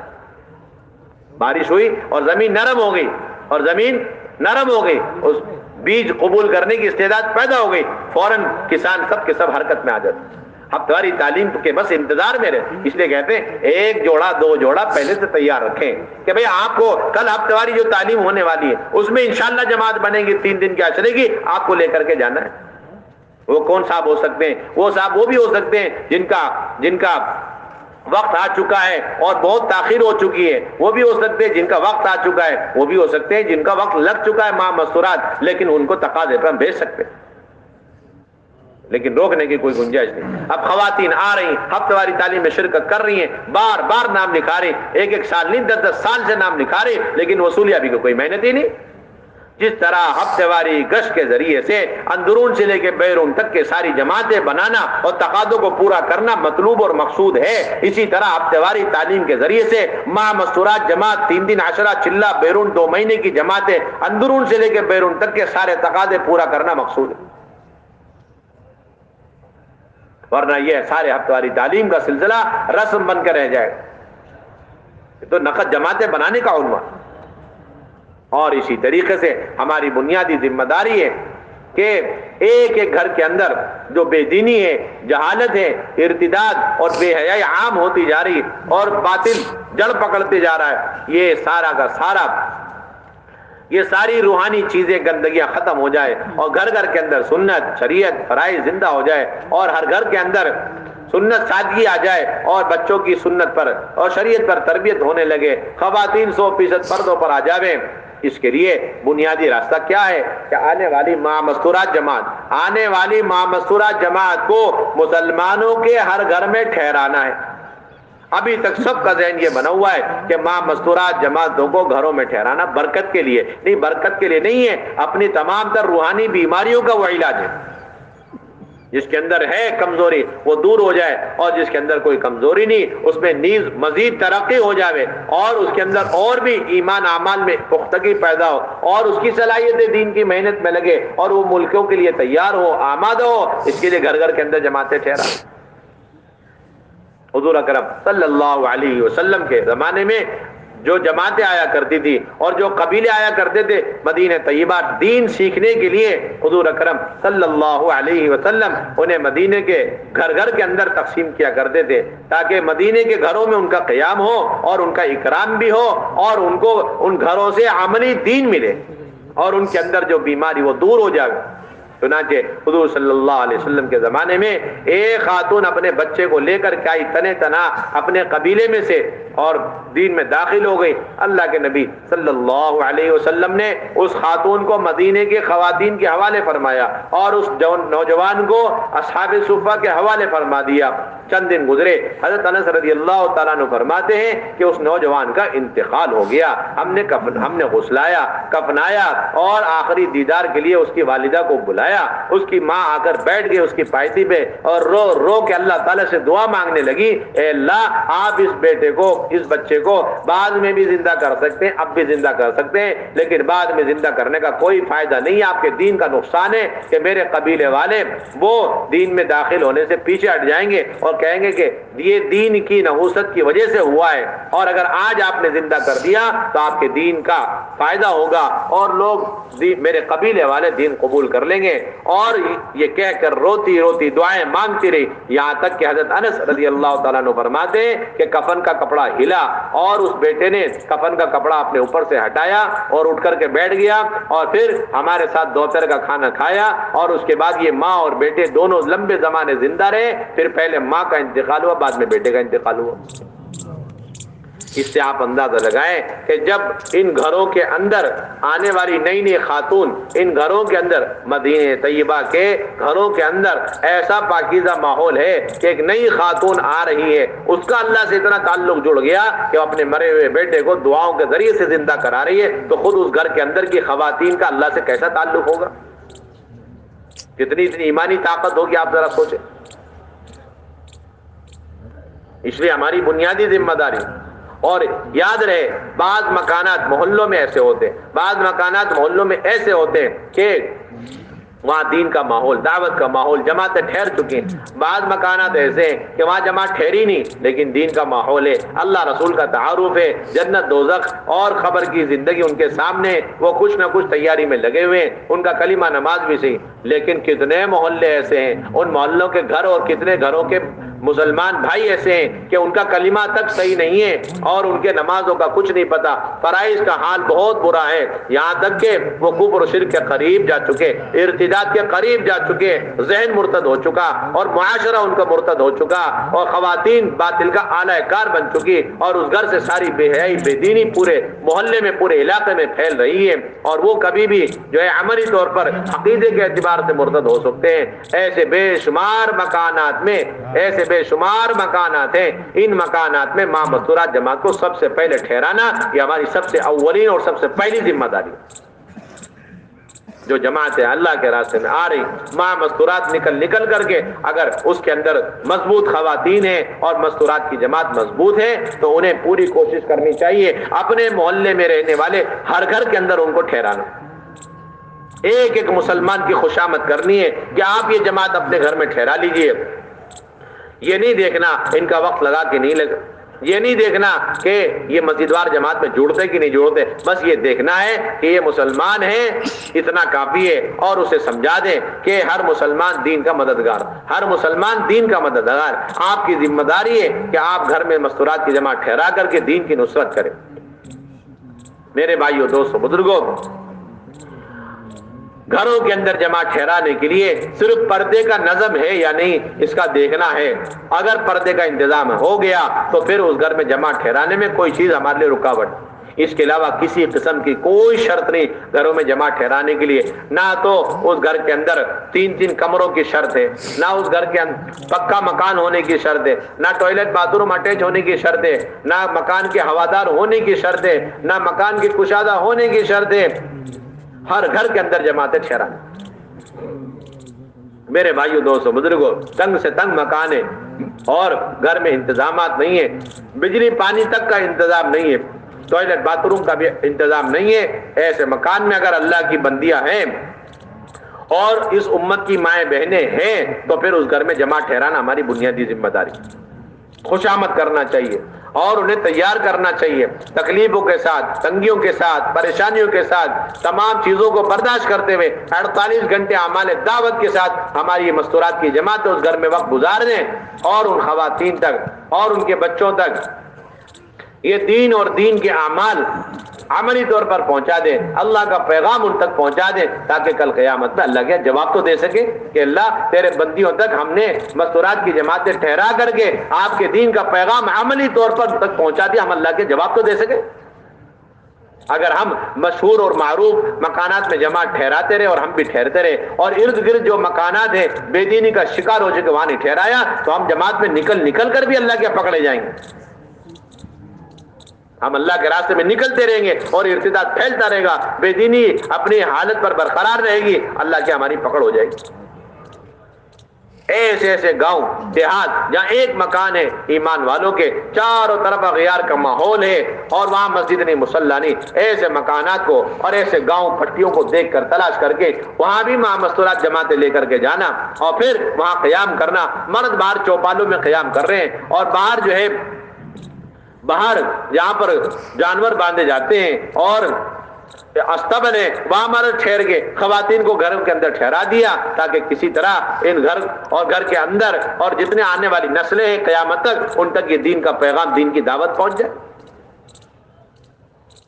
میرے بھائیوں دوستوں بزرگوں، ابھی تک ہم نے اس کو عنوان نہیں بنایا، ابھی تک ہمارا مزاج یہ ہے کہ یہ چند مکانات ہیں، بس جماعتیں انہی مکانات میں ٹھہریں۔ یہ ہمارے کام کی بنیاد نہیں، یہ تنظیمی مزاج ہے، دعوت کا مزاج یہ۔ میرے بھائیوں دوستوں بزرگوں، ایک محلے میں جماعت ضرورت کے بقدر ہمیں ٹھہرانی ہے۔ 10 مکان کا ایک حلقہ ہے ماہانہ مسجدوار جوڑ کا، اس کے اندر آنے والے ایک ماہ مستورات جماعت کا چلہ پورا لگ جائے، ضرورت کے بقدر قیام کرانا ہے۔ یہ مزاج ہرگز نہ ہو کہ ایک محلہ ہے، گھنی آبادی ہے، ہزاروں مکانات ہیں اور جماعت کو صرف ہم نے 2 دن ٹھہرائے، محلے میں آگے بڑھا دیا۔ اس طرح تو یہ سارے علاقے گزرگاہ بن جاویں گے، لیکن بے شمار خواتین کلمہ نماز سے محروم رہ جائیں۔ ہماری جماعتوں کا آنا جانا یہ 3 دن میں ہو چاہے عشرہ یا چلے میں ہو، یہ استقبال کی بنیاد پر نہیں، نصرت کی بنیاد پر نہیں، یہ تو اللہ کے بندیوں تک کلمہ نماز کی دعوت پہنچانے کے لیے، اللہ کا پیغام پہنچانے کے لیے، جہاں کہیں اللہ کی بندیاں جس حال میں ہوں گی ہماری ماہ مستورات جماعتیں وہاں تک پہنچنے کی کوشش کریں گے بھائی، اس کی فکر۔ میرے بھائیوں دوستوں بزرگوں، چوتھی بنیادی ذمہ داری ہماری ہے کہ اللہ کے راستے میں ہو یا اپنے مقام پر ہو، مستورات کا کام مضبوط اور پختہ ہو جائے، مستورات کا کام مضبوط اور پختہ ہو اور تمام اعمال دعوت اور مستورات کے سارے اعمال اور ان کی صلاحیتیں دین کے کاموں میں لگے۔ ہماری بنیادی ذمہ داری ہے 6 مہینے میں ایک مرتبہ پرانی بہنوں کے جوڑ کا اہتمام کرنا۔ اس جوڑ کا بنیادی مقصد کیا ہے؟ اس جوڑ کا بنیادی مقصد ہے پرانی بہنوں کو جوڑ کر ترغیب دے کر کے نقد انہیں اللہ کے راستے میں نکالنا، اندرون کے اعتبار سے اور بیرون کے اعتبار سے، اندرون کے اعتبار سے اور بیرون کے اعتبار سے اللہ کے راستے میں نکالنا۔ میرے بھائیوں دوستوں بزرگوں، اس کے اندر 3 بار سہروزہ لگائی ہوئی خواتین شریک ہوں اور اس کے اندر عشرے والی بہنیں شریک ہوں، اس کے اندر چلے والی بہنیں شریک ہوں گی، اس کے اندر بیرون 2 ماہ لگائی ہوئی بہنیں شریک ہوں گی اور اس کے اندر 1 ماہ نظام الدین نصرت میں وقت لگائی ہوئی بہنیں شریک ہوں گی۔ اور اس جوڑ کے اندر کھانے کا کوئی انتظام نہیں، یہ ہم اچھی طرح ذہن میں بٹھا لیں، یہ 2-2.5 گھنٹے کا جوڑ خواتین کا یہ کام کا جوڑ ہے، کھانے کا جوڑ نہیں۔ ضروریات سے فارغ ہو کر کے آئیں اور جوڑ ختم ہونے کے بعد اپنی ضروریات گھر میں جا کے پوری کریں۔ اور اس جوڑ میں زیادہ بہنوں کا اکٹھا کرنا مقصود نہیں ہے کہ بڑی تعداد میں بہنوں کو جوڑا جا رہا ہے، 200 بہنیں جڑ رہی ہیں، 150 بہنیں جڑ رہی ہیں، نہیں، بلکہ اس جوڑ کے اندر 30 سے 40 بہنیں جڑیں، 30-40 بہنوں کے درمیان یہ جوڑ ہوگا اور اس کے اندر محرموں کی شرکت ضروری ہے تاکہ جماعت بندی نقد ہو جائے۔ جماعت بندی کا کام اسی وقت ہوگا جب اس جوڑ میں خواتین کے ساتھ ان کے محرم برابر شریک ہوں اور چند باتوں کا مشورہ پہلے سے کر لیا جائے کہ اس کے اندر تعلیم کون کرائے اور استقبال کون کرے اور پھر تشکیل کون کرے، مجلسوں کے مشورے کر لیے جائیں۔ اور پھر بنیادی بات یہ ہے کہ 2 مجلس اس کے اندر ہیں، اور اس سے پہلے منتخب حدیث سے تعلیم ہوگی، اللہ کے راستے میں نکلنے کے فضائل اور آداب، اور نکلنے پر وعدے، نہ نکلنے پر وعیدیں، یہ ساری روایتیں پہلے شروع میں پڑھی جائیں، اور اس کے بعد پہلی مجلس ہے جس کے اندر اللہ کے راستے میں نکلنے کے صحابہ کے واقعات سنانے، صحابیات کے اللہ کے راستے میں نکلنے اور نکل کر قربانیاں دینے کے واقعات سنانے، کس طرح صحابیات نے اللہ کے راستے میں نکل کر قربانیاں دی، کتنی صحابیات نے اپنے پہلے شوہروں کو اللہ کے راستے میں شہید کرایا، کتنی صحابیات نے اپنے 2 شوہروں کو شہید کروایا، کتنی صحابیات نے اپنے 3 شوہروں کو شہید کروایا، اور کتنی صحابیات اللہ کے راستے میں شہادت کے ارادے سے کے ساتھ گئی، کتنی صحابیات نے ملکوں میں جا کر اپنی قبریں بنا لی۔ یہ سارے واقعات سنانے کے لیے پہلی مجلس ہے، اپنی کارگزاریاں، اپنے تجربے، اپنی باتیں سنانے کے لیے نہیں ہے، بلکہ صحابیات اور سیرت کو سامنے رکھ کر ہمیں اللہ کے راستے میں نکلنے کی ترغیب دینی۔ ملکوں کے تقاضے کیا ہیں، کس ملک سے عربی جماعتوں کے تقاضے آ رہے، کس ملک میں انگریزی جماعتوں کے تقاضے، یہ تقاضے سامنے رکھے، اور امت کا اس وقت حال کیا ہے، جماعتوں کی نقل و حرکت کی بنیاد پر مستورات کی بے دینی کتنی کہاں ہے، یہ چند باتیں ان کے سامنے رکھیں تاکہ تمام خواتین کا جذبہ بنے، اور ساری بہنیں جو پرانی اس وقت جمع ہیں جوڑ میں، وہ ساری بہنیں اللہ کے راستے میں نقد دیر کے لیے، دور کے لیے اور تقاضوں کے لیے تیار ہو جاوے۔ اب اس کے بعد جماعت بندی کا کام کریں، اندر بھی تشکیل، باہر بھی تشکیل، قواعد کے پرچے ساتھ میں رکھیں، عشرے کی جماعتیں بنائیں، چلے کی جماعتیں بناویں، 2 مہینے بیرون کی جماعتیں بناویں، نام لکھنا، تاریخ متعین کرنا، خرچہ متعین کرنا، اور اسی مجلس میں وصولیابی جمع ہو جائے، جماعت بندی مکمل ہو جائے، اور چلے اور 2 ماہ کے پرچے نظام الدین روانہ کریں، سہروزہ اور عشرے کی جماعتوں کی روانگیاں کر کے اللہ کے راستے میں نفت نکالیں۔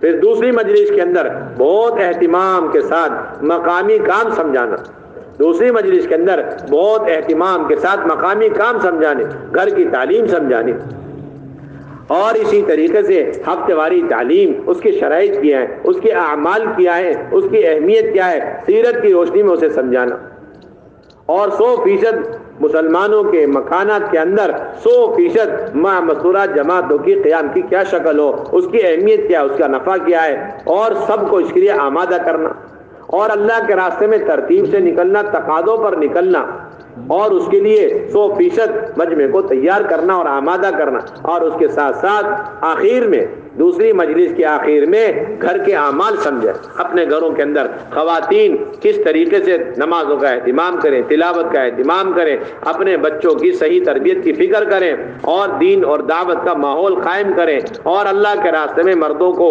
نکالنے میں مدد کریں، اور خود بھی اپنے مردوں کے ساتھ، محرموں کے ساتھ اللہ کے راستے میں نکلیں، گھروں کے اندر جماعتیں ٹھہرائیں۔ یہ ساری باتیں دوسری مجلس کے آخری میں آئیں گی۔ میرے بھائیوں، دوستوں، بزرگوں، 2 مہینے پہلے اس جوڑ کی صحیح محنت ہونی چاہیے۔ حضرت ہمارے بار بار فرما رہے، جس طرح مردوں کا اکٹھا ہونا بکھرنے کے لیے ہے، اسی طریقے سے پرانی خواتین کا جمع ہونا بھی بکھرنے کے لیے۔ اللہ کے راستے میں نکلے، اس کے لیے 2 مہینے پہلے انہیں تقاضا دے دیں کہ بھئی آپ کا خاندان ماشاءاللہ بڑا ہے، مضبوط ہے، آپ اپنے خاندان کی سطح پر جماعت بنا کر جوڑ میں پہنچے، آپ اپنی مسجد کی سطح پر جماعت بنا کر کے جوڑ میں پہنچے، آپ اپنے حلقے کی سطح پر جماعت 3 دن کی، عشرے کی، چلے کی بنا کر مسجد آپ جوڑ میں پہنچے۔ یہ ذمہ داری دیں پہلے سے، یہ ذمہ داری پہلے سے دیں کہ خاندان کی سطح پر جماعت بنے، گھر کی سطح پر جماعت بنے، اور مسجد کی سطح پر جماعت بنے۔ میرے بھائیوں، دوستوں، بزرگوں، اللہ رب العزت نے اور حضور اکرم صلی اللہ علیہ وسلم نے خواتین کو جو اعمال دیے، ایک اس میں سے اہم ترین عمل اور دعوت کی اہم ترین سنت اللہ کے راستے کی نقل و حرکت ہے۔ آپ سیرت میں غور کریں گے، حضور اکرم صلی اللہ علیہ وسلم نے کس طریقے سے خواتین کو اللہ کے راستے میں چلایا، اور اس میں کس طرح مردوں کے برابر شریک فرمایا۔ کیوں؟ اس لیے کہ دین کی محنت کی ذمہ داری مردوں کے ساتھ مستورات پر ڈالی گئی، اور اس ذمہ داری کی وجہ سے ہی اللہ رب العزت نے خواتین کو وہ استعداد اور وہ صلاحیت دی ہے جو صلاحیت مردوں کو دی ہے۔ قیامت تک آنے والی عورتوں میں دین کی محنت کی صلاحیت اللہ نے ایسی ہی رکھی ہے جس طرح ازواج مطہرات کے اندر اور صحابیات کے اندر رکھی ہے۔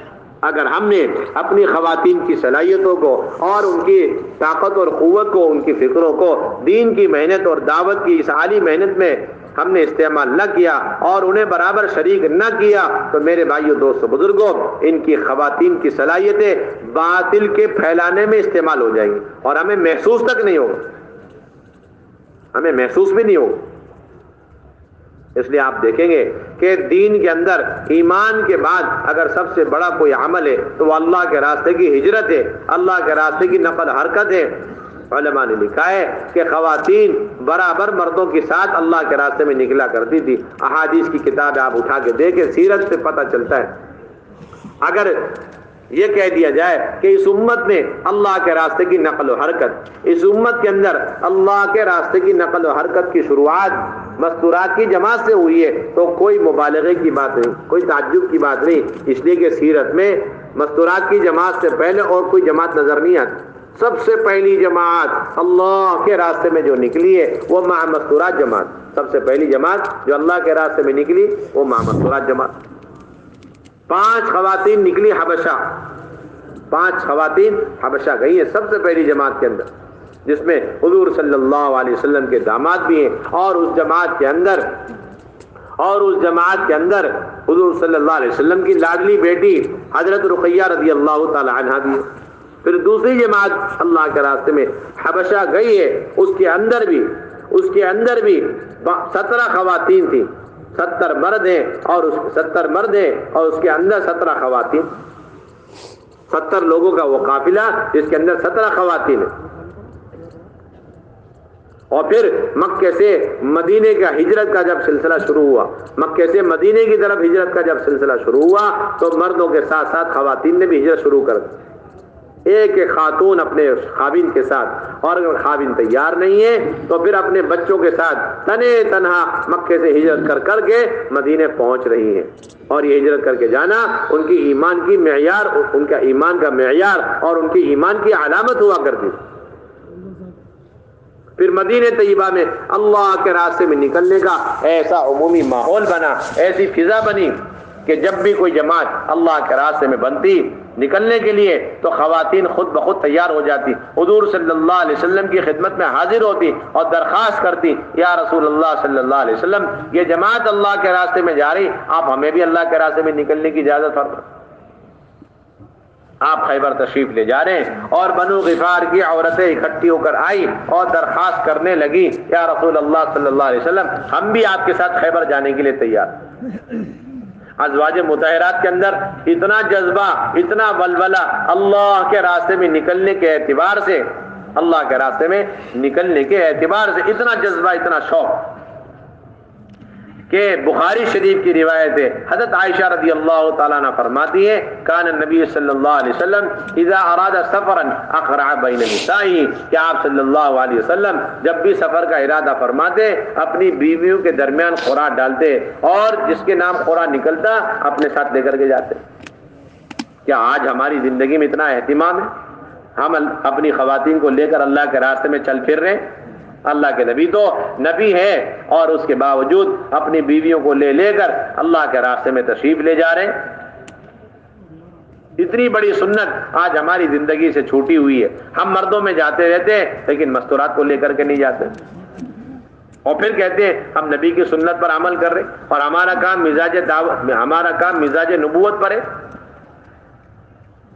میرے بھائیوں، دوستوں، بزرگوں، صحابہ کا حال یہ تھا، صحابہ رضی اللہ عنہم اجمعین کا حال یہ تھا کہ حضرات صحابہ رضی اللہ عنہم اجمعین خود اہتمام کے ساتھ جس طرح جاتے تھے اس طرح اپنی بیویوں کو بھی لے کر کے جایا کرتے تھے اللہ کے راستے میں۔ ہاں، اتنی بات ضرور ہے کہ شرائط پورے ہونے کے بعد اللہ کے راستے میں جاویں گی خواتین۔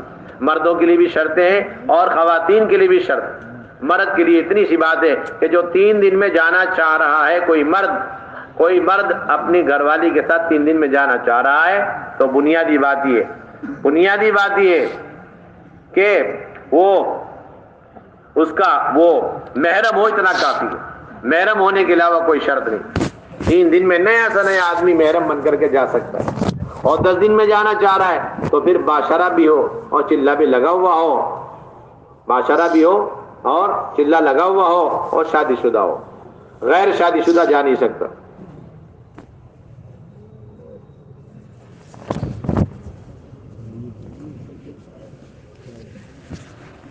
عجیب آدمی بیٹھا.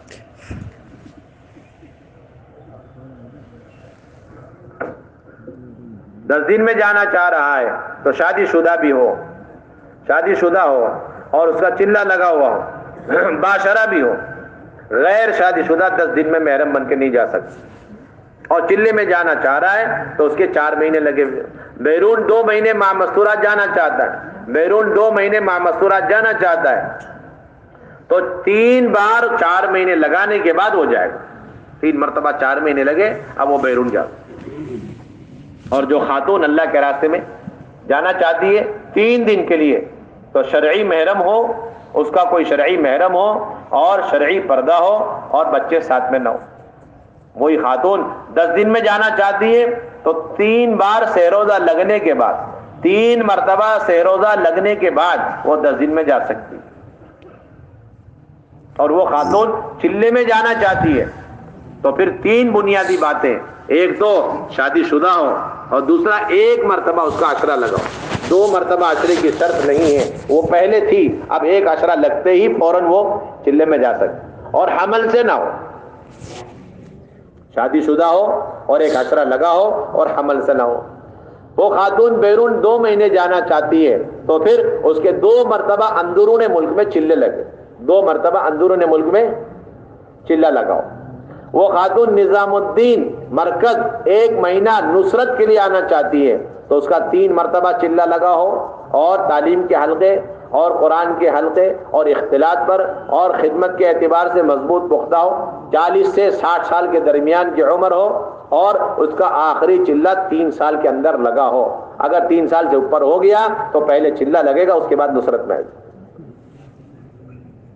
3 دن اور عشرہ ہے تو 3 دن اور عشرے کے اندر، 3 دن اور عشرے کے اندر 6 جوڑے مکمل جائیں گے. چلے میں تو 5 جائیں گے، بیرون 4 جوڑے جائیں گے، لیکن اب اس کی اجازت ہے کہ 3 دن اور عشرے میں 6 جوڑے مکمل تیار کریں آپ حضرات. اور 3 دن اور عشرے کے اندر 7 بہنیں زیادہ سے زیادہ جا سکتی ہیں. 3 دن اور عشرے میں 7 بہنیں ایک جماعت میں زیادہ سے زیادہ جا سکتی ہیں. اور 3 دن اور عشرے کے اندر ایک جوڑا اپنے ساتھ 2 کنواری بچی کو ایک ساتھ لے کر کے جا سکتا ہے. یہ بات اس لیے عرض کی جا رہی ہے تاکہ اگر کسی کو یہ بات معلوم نہ ہو اور اس کی وجہ سے اس کا نکلنا نہیں ہو رہا ہو تو اسے یہ بات سمجھ میں آئے اور ان تک یہ بات پہنچاویں تاکہ ان کے نکلنے کے راستے ہموار ہو جائے، نکلنے کا راستہ کھولے. ایک جوڑا ہے اور 2 کنواری بچی ہے تو اب وہ دونوں کو ایک ساتھ لے کر کے 3 دن میں اور ایک ساتھ لے کر کے 10 دن میں جاتے. ایسا ایک جوڑا کر سکتا ہے، 2 جوڑا نہیں کرے.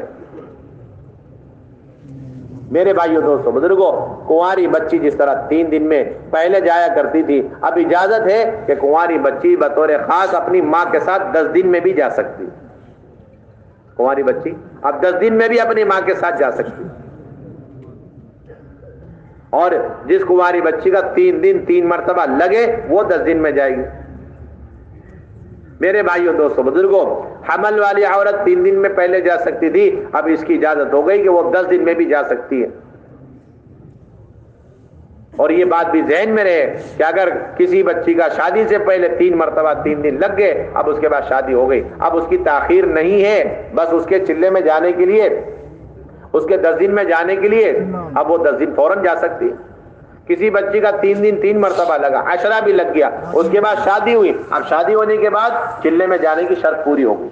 اب تاخیر کیے بغیر اسے فوراً چلے میں روانہ کرو، تاخیر کیے بغیر اسے چلے میں فوراً روانہ کرو. یہ اصل بنیادی چیز ہے. اور یہ جو بات بتائی جاتی ہے کہ 3 مہینے میں 1 مرتبہ 3 دن ہے، سال میں 1 مرتبہ عشرہ ہے، 3 سال میں 1 مرتبہ چلہ ہے، ہم سمجھتے ہیں کہ وہ 3 مہینے جب ہو جائے گا تب 3 دن میں جانا چاہیے اور اس سے پہلے نہیں جانا چاہیے. یہ بات نہیں ہے، بلکہ وہ تو آخری تاریخ ہے نکلنے کی، ورنہ اس سے پہلے نکل سکتے ہیں. نکلنا سنت ہے. تقاضے پیدا ہو گئے تو پھر مشورہ لے کر کے تقاضوں پر پہلے سے نکلنا چاہیے بار بار. سال میں ایک مرتبہ عشرہ ہے اور یہ اس کی تاریخ ہے. یہ تاریخ آخری ہے. یہ نہیں کہ اس تاریخ میں نکلنا افضل ہے اور اس سے پہلے نکلنا جائز نہیں. یہ سب کا ذہن بنا ہوا, پورے ہندوستان کی سطح پر سب کا یہ ذہن ہے کہ تیسرا مہینے کا مطلب اسی مہینے میں جا سکتے, اس سے پہلے جانے کی اجازت نہیں. اور سال میں ایک مرتبہ عشرہ, اس کی یہ تاریخ, اور اس سے پہلے جا نہیں سکتے. یہ تاریخ ہے تو آخری تاریخ ہے. اس کے بعد ڈیلے نہ ہو, اس کے بعد تاخیر نہ ہو, ورنہ جب تقاضا ہے اور جب مشورے سے طے ہو جائے آپ بار بار نکل سکتے ہیں وقت آنے سے پہلے. اگر آج کی تاریخ میں کسی کے عشرہ لگ چکا ہے, کسی کا عشرہ لگ چکا ہے, اب اس کی چلے کی شرط پوری ہو گئی. اب جتنی جلدی یہ دونوں چلے کی تیاری کر لیں آپ نکال دو. ایک مہینے میں دونوں نے چلے کی تیاری کر لی میاں بیوی نے, آپ ایک مہینے بعد انہیں چلے میں نکال دو, آپ کی ذمہ داری ہے یہ. کسی کا آج کی تاریخ میں 2 چلے لگ گئے, کسی کا آج کی تاریخ میں پہلا چلہ لگ گیا, اب دوسرا چلہ کہ دونوں نے تیاری کر لی 2-3 مہینے میں, آپ انہیں فوراً دوسرے چلے میں نکال دو. کسی جوڑے کا آج کی تاریخ میں 2 چلے لگ گئے, اب بیرون کی شرط پوری ہوگی لیکن انتظار کر رہے تیسرا سال آنے کا کہ نہیں با, دونوں میاں بیوی بیرون جانے کی جو تیاری ہونی چاہیے اس تیاری کو پورا کر لیں. تو 3 مہینے میں اگر تیاری کر لی, 4 مہینے میں انہوں نے تیار کر لی, تو بس اس جوڑے کو آپ بیرون فوراً روانہ کر دو. ہم بیٹھے ہوئے مشورے کرتے رہتے, کیلنڈر دیکھتے رہتے, اور کوئی صاحب اگر جلدی سے آ جائے تو کیلنڈر اور تاریخ دیکھ دیکھ کر کے کہتے آپ اتنی جلدی کیسے آئے, آپ گھر جاؤ, بیٹھ جاؤ گھر میں. امت مرتد ہو رہی اور جہالت کی موت مر رہی ہے, اور خواتین کلمہ نماز کے بغیر دنیا سے جا رہی, اور ہم کیلنڈر بیٹھ کے دیکھ رہے.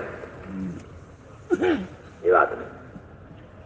آپ صحابہ کی زندگی اٹھا کے دیکھیں, آپ صلی اللہ علیہ وسلم نے کس سطح پر اٹھایا. یہ بات یاد رہے سارے مجمع کو کہ خواتین کا اللہ کے راستے میں نکلنے کا معیار یہ تیسرے مہینے کا 3 روزہ, سال میں عشرہ, 3 سال میں ایک مرتبہ چلہ, یہ کوئی معیار نہیں ہے.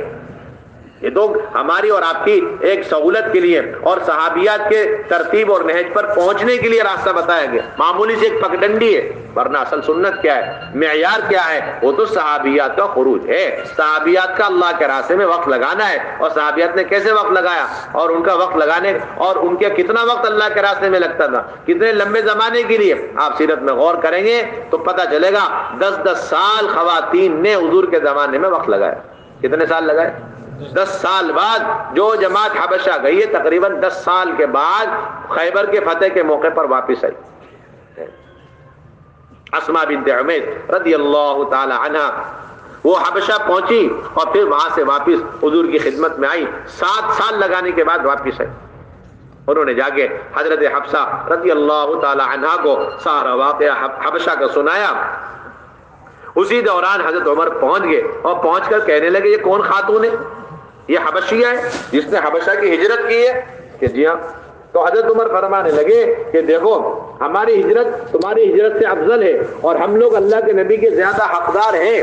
یہ سنتے حضرت اسماء بنت عمیس رضی اللہ تعالی عنہ ناراض ہو گئی اور غصے میں آ گئے اور کہنے لگی کہ اے عمر تمہاری ساری بات ٹھیک ہے, لیکن یہ جو آخری بات آپ نے کہی ہے تمہاری بات غلط ہے کہ تم لوگ ہم سے افضل ہو, اور تمہاری ہجرت ہماری ہجرت سے افضل ہے, اور تم لوگ ہم سے زیادہ اللہ کے نبی کے حقدار ہو. یہ تمہاری بات سراسر غلط ہے, اس لیے کہ ہماری ہجرت وہ دور کے علاقے کی تھی, حبشہ کی تھی, تمہاری ہجرت یہ قریب کے علاقے کی تھی. اور ہماری ہجرت سمندری سفر اور تمہاری ہجرت تو خشکی کا راستہ. ہمارے سفر ہجرت میں اللہ کے نبی ہمارے ساتھ نہیں تھے, اور تمہارے سفر ہجرت میں اللہ کے نبی تمہارے ساتھ تھے.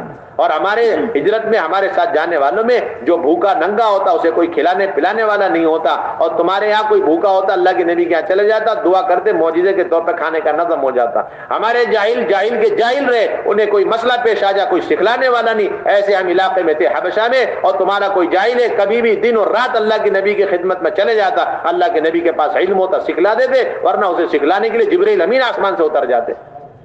ہمارا علاقہ 100% خوف کا علاقہ, کب کس وقت کیا ہو جاوے. آپ کا علاقہ مدینہ طیبہ کا امن ہی کا علاقہ تھا.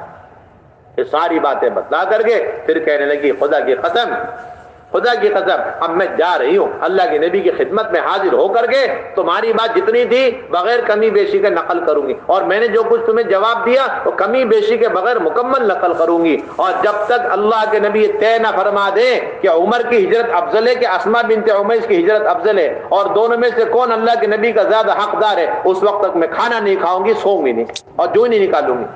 یہ کہہ کر اللہ کے نبی کی خدمت میں پہنچ گئیں. اللہ کے نبی بڑے اہتمام کے ساتھ کارگزاری سن رہے. ہاں عمر نے کیا کہا, اس کے جواب میں تم نے کیا کہا, پھر عمر نے کیا کہا, اس کے جواب میں تم نے کیا کہا. ساری کارگزاری حضرت اسماء بنت عمیس سے سننے کے بعد اللہ کے نبی صلی اللہ علیہ وسلم نے قیامت تک فیصلہ سنا دیا کہ خدا کی قسم عمر اور ان کے ساتھیوں کے مقابلے میں, ان کی ہجرت کے مقابلے میں, اے اسماء تمہاری ہجرت افضل ہے, تمہاری ڈبل ہجرت ہے, اور تم لوگ اور تمہارے ساتھی عمر اور ان کے ساتھی کے مقابلے میں میرے زیادہ حقدار ہو.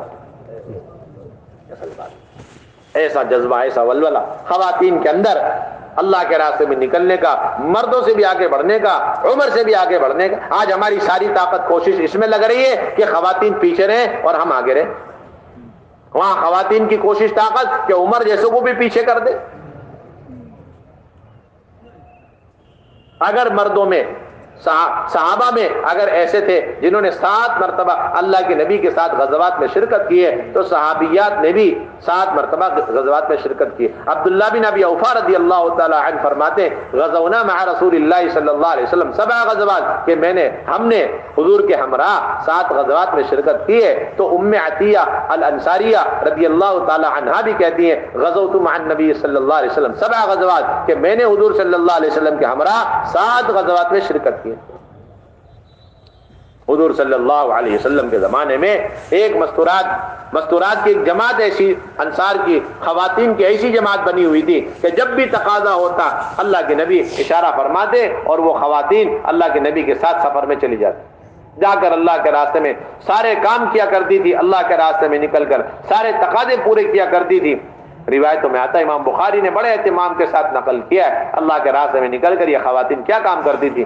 اللہ کے راستے میں نکل کر کے کھانے کا انتظام کر رہی, اللہ کے راستے میں نکل کر پانی کا انتظام, اپنے جانوروں کے چارے کا انتظام, اور مرہم پٹیوں کا, دواؤں کا انتظام, اور پھر زخمیوں کو میدان سے اٹھا کے لانے کا انتظام, اور ان کی مرہم پٹی کا انتظام, اور جو شہید ہو گئے انہیں بھی لے کر کے آنا, اور یہاں تک کہ قبریں کھودنا, اور مرد کم پڑ گئے تو شہیدوں کو, جنازوں کو قبروں میں اتارنا. ان سارے کاموں میں مستورات مردوں کے برابر شریک ہے. اب آپ اندازہ لگائیے کون سا کام رہے گا جس میں خواتین مردوں کے برابر شریک نہیں. ہم 3 دن لگوانوں کو بڑی بات سمجھ رہے, اور وہ بھی بھاری پڑ رہا. تیسرے مہینے میں سہ روزہ, ایک مسجد وار جماعت. ہم ذرا غور کریں, ہماری مسجد وار جماعت یہاں بیٹھی ہوئی ہے, ہم 10 آدمی ہیں, ہم کتنے پابندی کے ساتھ تیسرے مہینے سہ روزہ میں لے جاتے, کتنے پابندی کے ساتھ سال میں عشرہ لے کر کے اپنی خواتین کو جاتے, کتنے پابندی کے ساتھ تیسرے سال میں ہم اپنی خواتین کو لے کے چلا لگاتے. خواتین ایسی تھی کہ اسی کا نتیجہ تھا کہ خواتین نے جا کے ملکوں میں اپنی قبریں بنائی. اس زمانے میں خواتین تو خالص شہادت کے ارادے کے ساتھ نکلا کرتی تھی. ام ورقہ رضی اللہ تعالیٰ نے کہہ رہی اللہ کے نبی صلی اللہ علیہ وسلم سے, یا رسول اللہ صلی اللہ علیہ وسلم آپ بدر تشریف لے جا رہے, مجھے بھی اپنے ساتھ لے جائیں, لعل اللہ یرزقنی الشہادہ, کہ شاید اللہ تعالیٰ مجھے بھی شہادت نصیب فرما دے. یہاں 3 دن اور عشرے کے لالے, اور وہاں پر شہادت کے ارادے. یہاں 3 دن اور عشرے کے لالے, اور وہاں پر شہادت کے ارادے.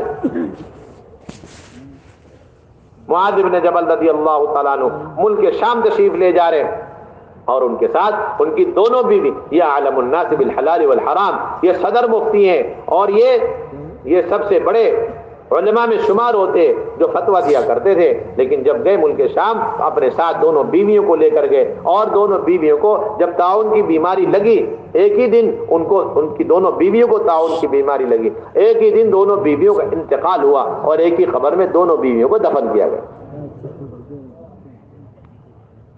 حضور اکرم صلی اللہ علیہ وسلم حضرت ام حرام بنت ملحان کے گھر جایا کرتے تھے, اور ایک مرتبہ آپ مسکراتے ہوئے اٹھے. انہوں نے پوچھا اللہ کے نبی صلی اللہ علیہ وسلم آپ کیوں مسکرا رہے؟ آپ نے فرمایا ناس من امتی یرکبون البحر الاخضر مثلهم مثل الملوک علی الاسرہ, کہ میں نے دیکھا کہ میری امت کی ایک جماعت سمندری سفر کر کے بادشاہوں کی طرح شان و شوکت کے ساتھ اللہ کے راستے میں جا رہی ہے, اس کے لیے اسے دیکھ کر میں مسکرایا. تو حضرت ام حرام کیا کہہ رہی کہ اللہ کے نبی آپ دعا فرما دیں اللہ تعالیٰ مجھے بھی اس جماعت میں شامل فرما. اللہ کے نبی دعا کر کے ان کی تشکیل فرما رہے, اللہم اجعلها منهم, اے اللہ ام حرام کو اس جماعت میں جانے کی توفیق دے دے, شامل کر دے. پھر اللہ کے نبی آرام کر کے مسکراتے ہوئے اٹھے, اور انہوں نے پھر سوال کیا. اللہ کے نبی نے پھر فرمایا ایک اور جماعت سمندری سفر کر کے بڑی شان و شوکت کے ساتھ اللہ کے راستے میں جا رہی ہے. تو حضرت ام حرام کہنے لگے اللہ کے نبی آپ دعا کر دیں ام حرام کو اللہ اس جماعت میں بھی شامل کر. اتنا جذبہ, اتنا ولولہ. اللہ کے نبی نے فرمایا انت من الاولین ولست من الاخرین، کہ تم پہلی جماعت میں رہو گے، دوسری جماعت میں نہیں رہو گے، تم پہلی جماعت میں دوسری جماعت میں نہیں. یعنی معلوم تھا پہلی جماعت میں جا کر کے واپسی نہیں ہونے والی. ایسی تشکیل اللہ کے نبی خواتین کی فرما رہے ہیں کہ جس میں واپسی کا ٹکٹ نہیں، واپسی کی کوئی گنجائش نہیں. آج اگر پتہ چل جائے خواتین کو کہ یہ ہمارے مرد جا رہے ہیں اور ان کی واپسی کا کوئی راستہ ہی نہیں، آخری پلین اڑ رہا ہے، واپس نہیں آ سکتے، تو کوئی ہے اتنی ہمت والی کہ وہ اتنے خوشی اور شوق کے ساتھ اپنے شوہروں کو اس رخ پہ بھیج دے، اس ملک کی طرف بھیج دے؟ یہاں تو جانے سے پہلے واپسی کا ٹکٹ بن رہا ہے اور اس ملک کا رخ بدل دیا جاتا ہے جہاں پر ٹکٹ مہنگا ہو رہا ہے. اس کا صاف مطلب یہ ہمارے سامنے کام نہیں ہے، ہمارے سامنے ہمارے ویزے، پاسپورٹ، ٹکٹ کا سلسلہ ہے، سارا چھٹیوں کے مسائل. وہاں یہ حال تھا کہ اللہ کے نبی زندگی بھر کی تشکیل مردوں کی اور زندگی بھر خواتین کی تشکیل. چنانچہ روایتوں میں آتا ہے بعد میں وہ اپنے شوہر عبادہ بن صامت رضی اللہ تعالی عنہ کے ساتھ گئی اور سمندری سفر کر کے واپسی پر اپنی سواری سے نیچے گری اور اسی وقت ان کا انتقال ہو گیا. آج ان کی قبر قبرص میں مدینے سے ہزاروں میل. یہ ہے اصل بنیادی معیار اللہ کے راستے میں نکلنے. میرے بھائیو دوستو بزرگوں، اس لیے جس طرح 2 مہینے مردوں میں لگانا پوری مسجد وار جماعت کے ذمے ہے اور ہر ایمان والے سے اس کا مطالبہ ہے کہ ہر 2 مہینے مردوں میں لگائے، اسی طرح تیسرے مہینے میں ہر ایمان والی سے مطالبہ ہے. سن لیں آپ حضرات، یہ نہیں کہ تبلیغ والے جن کا وقت لگا ہوا ہے، نہیں، تیسرا مہینہ آ گیا، ہر ایمان والی سے مطالبہ ہے کہ وہ اپنا سہروزہ لگائے تیسرے مہینے میں اور لے کر کے آپ حضرات جائیں، آپ میرے میں ان کے. ابھی تک سارے کام کرنے والوں کا ذہن یہ بنا ہوا ہے کہ 2 مہینے یہ مردوں میں نکلنا اور یہ عزیمت والا کام ہے، ضروری ہے، لازم ہے، نہیں نکلیں گے تو سخت ترین وعید ہے، اللہ کے عذاب کے مستحق ہو جائیں گے، موجب عذاب ہے. اور تیسرا مہینہ مستورات میں نکلنے کا اختیاری ہے، نفلی ہے، لگا لو، اچھی بات ہے، نہ لگاؤ کوئی نقصان کی بات نہیں، حالانکہ ڈبل موجب عذاب ہے. جس طرح مردوں میں نہ نکلنا موجب عذاب ہو جائے گا، اسی طریقے سے خواتین میں وقت نہیں لگایا تو یہ بھی ہمارے نقصان اور خسارے کا سبب ہے. میرے بھائیو دوستو بزرگوں، سال کا ہمارا 4 مہینے لگ گیا، سال کا ہمارا چلہ لگ گیا. اب ہماری بنیادی ذمہ داری ہے کہ اپنے گھر والوں کو لے کر فوراً 10 دن لگائے، اپنے گھر والوں کو لے کر فوراً اپنا 10 دن لگا گئے. یہ نہیں کہ چلہ لگانا ضروری، 4 مہینے لگانا ضروری، بیرون جانا ضروری، لیکن مستورات میں 10 دن اس سال لگانا کوئی ضروری نہیں، اختیاری ہے، لگا لیا اچھی بات ہے، نہیں لگایا کوئی نقصان کی بات نہیں. یہ بات نہیں ہونی چاہیے. اگر یہ ذہن، اگر یہ مزاج بنا رہا تو ہم اپنے گھر کے اندر کا ارتداد، اپنے گھر کے اندر کی بے دینی ختم نہیں کر سکتے. 2 سال ہم نے مردوں میں لگایا چلے کی شکل میں، 4 مہینے کی شکل میں، بیرون کی شکل میں. اب تیسرا سال آ گیا، اب کون سی ذمہ داری ہماری سب سے بڑی ہے؟ اب تیسرا سال آتی ہماری سب سے بڑی ذمہ داری، اعلیٰ ترین تقاضا اپنے گھر والی کو لے کر چلہ لگانا اگر چلے کی باری ہے. ورنہ بیرون 2 مہینے لگائیں، اگر شرط پوری ہوگی بیرون 2 مہینے. یہ نہیں کہ یہ تیسرا مہینہ، تیسرا سال اختیار کا ہے. بڑے سے بڑے تقاضے آگے تیسرے سال میں، اس تقاضے کی کوئی حیثیت نہیں. اب سب سے بڑا تقاضا ہے تیسرے سال میں اپنی مستورات کو لے کر اللہ کے راستے میں نکلنا. مستورات کو چھوڑ کر کے اللہ کے راستے میں چلے جانا، یہ بے دینی، جہالت، بے پردگی کا عام ہونے کا بنیادی سبب. ہر پرانا ساتھی اپنی جماعت بنا رہا ہوں، یہ نہیں کہ یہ چند ساتھیوں کا کام ہے، وہ مستورات کی جماعتیں بنائیں گے، وہ گھروں کی تعلیم کی فکریں کریں گے، وہ ہفتے واری تعلیم اس کے شرائط کو مکمل کریں گے. یہ بات ہر چیز نہیں ہے، بلکہ اللہ رب العزت نے ہر ایمان والی کو مستورات کے کام کا اور دعوت کے کام کا ذمہ دار بنا. ہر ایمان والی کو دعوت کے کام کا، امر بالمعروف نہی عن المنکر کا اللہ نے براہ راست ذمہ دار بنایا ہے. ایسا عام کام ہے، اس عام کام کو آپ 3 آدمی کے حوالے کر دیں، ساری مستورات کو بالکل موقوف کر دیں، مردوں سے بھی وہ سارا کام ہٹا کر 2 سے 3 آدمی کے حوالے کر دیں. یہ تو بہت ہی خسارے، بڑے نقصان کی بات. ہر پرانا جوڑا اپنی جماعت بناوے، مسجد سے جماعتیں بنے. اگر اس مہینے 4 جماعتیں بنی مردوں کی تو 3 مہینے کے اندر اس مسجد سے 8 جماعتیں سے روزہ کی مستورات کی بننی چاہیے. اگر ہر مہینے ایک مسجد سے 4 جماعت مردوں کی نکلنی سے روزہ، تو تیسرے مہینے کے اندر اس مسجد سے 8 جماعتیں مستورات نکل جانی چاہیے. ہماری بنیادی ذمہ داری. نئے جوڑوں کو لے کر کے چل رہے ہیں اللہ کے راستے میں، کم سے کم پرانے جوڑے ہوں اور نئے جوڑے زیادہ ہوں، خاندان کی جماعتیں بنا رہے ہوں اللہ کے راستے میں۔ اس زمانے میں اللہ کے راستے میں صحابہ کی جماعتیں جاتی تھی تو ایک ایک خاندان کی 10 20 20 50 50 عورتیں ایک ساتھ اکٹھے ایک مرتبہ اللہ کے راستے میں نکلا کرتی۔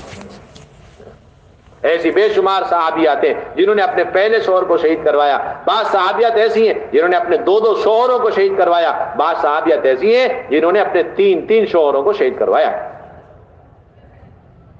اللہ کا راستہ ہے، اندرون سے لے کے ملکوں تک کے جانے کا تقاضا، پورے عالم سے اس وقت تقاضا آ رہا، عربی جوڑے چاہیے، انگریزی جوڑے چاہیے، اس میں کوئی گنجائش نہیں ہے۔ یہ بات نہیں کہنے کی ہے کہ بار بار کوئی صاحب مستورات میں جا رہے ہیں، یہ کہہ دینا کہ بار بار مستورات میں جانے سے بگاڑ پیدا ہوتا ہے، یہ تو بڑے خطرے والے جملے اور بڑے خطرناک جملے۔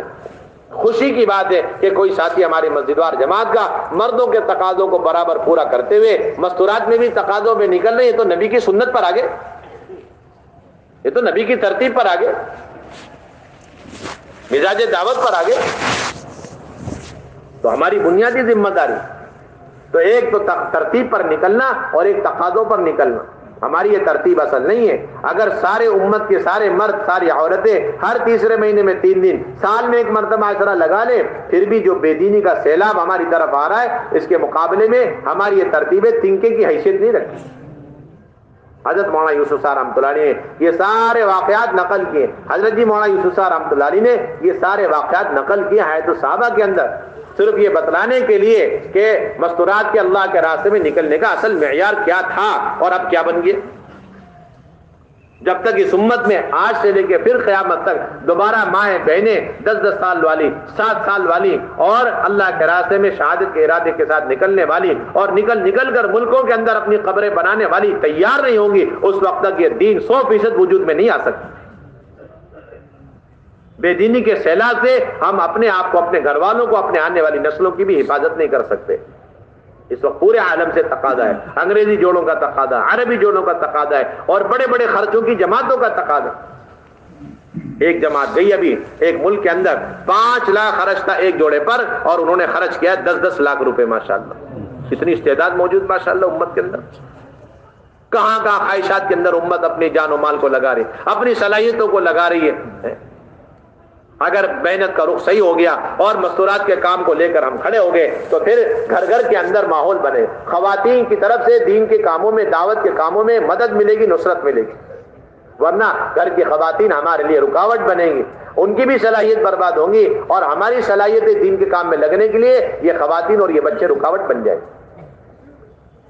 ہماری بنیادی ذمہ داری ان خواتین کو فکروں میں برابر شریک رکھنا، اپنی مسجد کے اندر جو مشورہ ہوا اس کی کارگزاری گھر والوں کو سنانا، ہفتےواری مشورہ ہو گیا، شب گزاری ہو گئی، ماہانہ جوڑ ہو گیا، محلوں کے اندر حلقوں کے اندر جماعتیں چل رہی، اندرون کی بیرون کی مستورات کی مردوں کی ساری کارگزاری جا کر کے سنانا اور پھر خواتین کو اپنی فکروں میں برابر شریک کرنا، بچیوں کو اپنی فکروں میں برابر شریک کرنا۔ یا تو خواتین کو لے کر ہم گھر کی تعلیم میں مشغول ہیں یا پھر ہفتے واری تعلیم میں ہماری خواتین شریک ہیں اور مشغول ہیں، یا پھر اپنے گھروں میں مستورات کی جماعتوں کو بار بار لے رہی ہیں، ان کی تربیت کر رہی ہیں، اپنے آپ کو اس میں مشغول رکھ رہی ہیں، یا پھر اللہ کے راستے میں ترتیب سے نکل رہی، تقاضوں پر نکل رہی، اندرون کا اور بیرون کے تقاضوں کو پورا کر رہی ہیں۔ خواتین بس انہی کاموں میں لگی رہیں گی، تب جا کر کے اللہ رب العزت یہ بے دینی، بے پردگی کو، بے حیائی کو اس امت سے ختم فرمائے۔ اللہ کا فضل ہے، کرم ہے، احسان ہے، اس وقت پورے عالم سے جماعتیں آ رہی اور پورے عالم میں جماعتیں جاری۔ نظام الدین مرکز بنگلے والی مسجد میں اللہ کا فضل ہے، ان مہینوں میں نہیں کئی مہینوں سے دیکھا جا رہا کہ کبھی کبھار ایسا ہوا، ورنہ عام طور پر ہفتے بھر یہ دیکھا گیا کہ ایک دن میں 50 سے 100 جماعتیں چلے کی مستورات آ رہی ہیں جا رہی ہیں۔ روزانہ کے ایوریج اور روزانہ کا اوسط یہ چل رہا ہے کہ کم سے کم 60 70 80 جماعتیں، 100 جماعتیں آنے والی جانے والی، اللہ کا فضل ہے۔ لیکن جو نہیں نکل رہے ہیں ان کے مقابلے میں یہ مستورات نکلنے والی جو جماعتوں کی تعداد ہے وہ نہ کے برابر۔ مولانا جی ایسا فرمایا کرتے تھے کروڑوں لوگ بیٹھے ہوئے ان کے لیے لاکھوں لوگوں کا نکل جانا کافی، کروڑوں لوگ کلمہ نماز کے بغیر ان کے لیے لاکھوں کا نکل جانا کافی نہیں، کروڑوں کے لیے تو کروڑوں کو نکلنا پڑے گا۔ کروڑوں بے دینی ہے، کروڑوں کے اندر بے دینی، کروڑوں لوگ کلمہ نماز کے بغیر، کروڑوں خواتین پردے کے بغیر زندگی گزار رہی ہیں، سنت شریعت کے بغیر گزار رہی ہیں، فرائض سے غافل ہیں۔ اب ان کے لیے ارتداد عام ہے. آپ تھوڑا سا دائیں بائیں دہلی کے چلے جائیں, ماں مستورات جماعت ابھی کام کر آئی پنجاب کے علاقے میں, تو پتا چلا ایک بستی میں داخل ہوئے اور 32 مکان تھے جس میں سے 30 مکان مرتد ہو چکے. 30 مکان مرتد. آپ اندازہ, اس کا ذمہ دار کون ہے؟ ہم مطمئن بیٹھے ہوئے صرف مردوں میں وقت لگا کر کے. ہر ساتھی اپنے لیے لازم سمجھے کہ اپنا تیسرا مہینہ مستورات میں لگانا ہے. سال میں چلہ یا 4 مہینہ جو بھی مردوں میں لگے, اس کے بعد ہر حال میں اپنا سالانہ 10 دن ماہ مستورات لگانا. اس سے بڑھ کر کوئی تقاضا نہیں. آپ دوسرے تقاضے پورے نہ کریں کوئی بات نہیں, لیکن اپنا ماہ مستورات سے روزہ اور اپنا ماہ مستورات عشرہ اور تیسرا سال بڑے سے بڑے تقاضے کے مقابلے میں اپنا چلے کو ہم مقدم کریں گے بھائی, اس کی فکر انشاءاللہ. اب ہمت فرمائے, ارادے فرمائے, کون کون اس مجلس کے اندر بیرون 2 مہینے کے لیے تیار ہے؟ فرمائے ہمت کر کے 2 ماہ بیرون کے لیے کون کون تیار؟ کھڑے ہو جائے.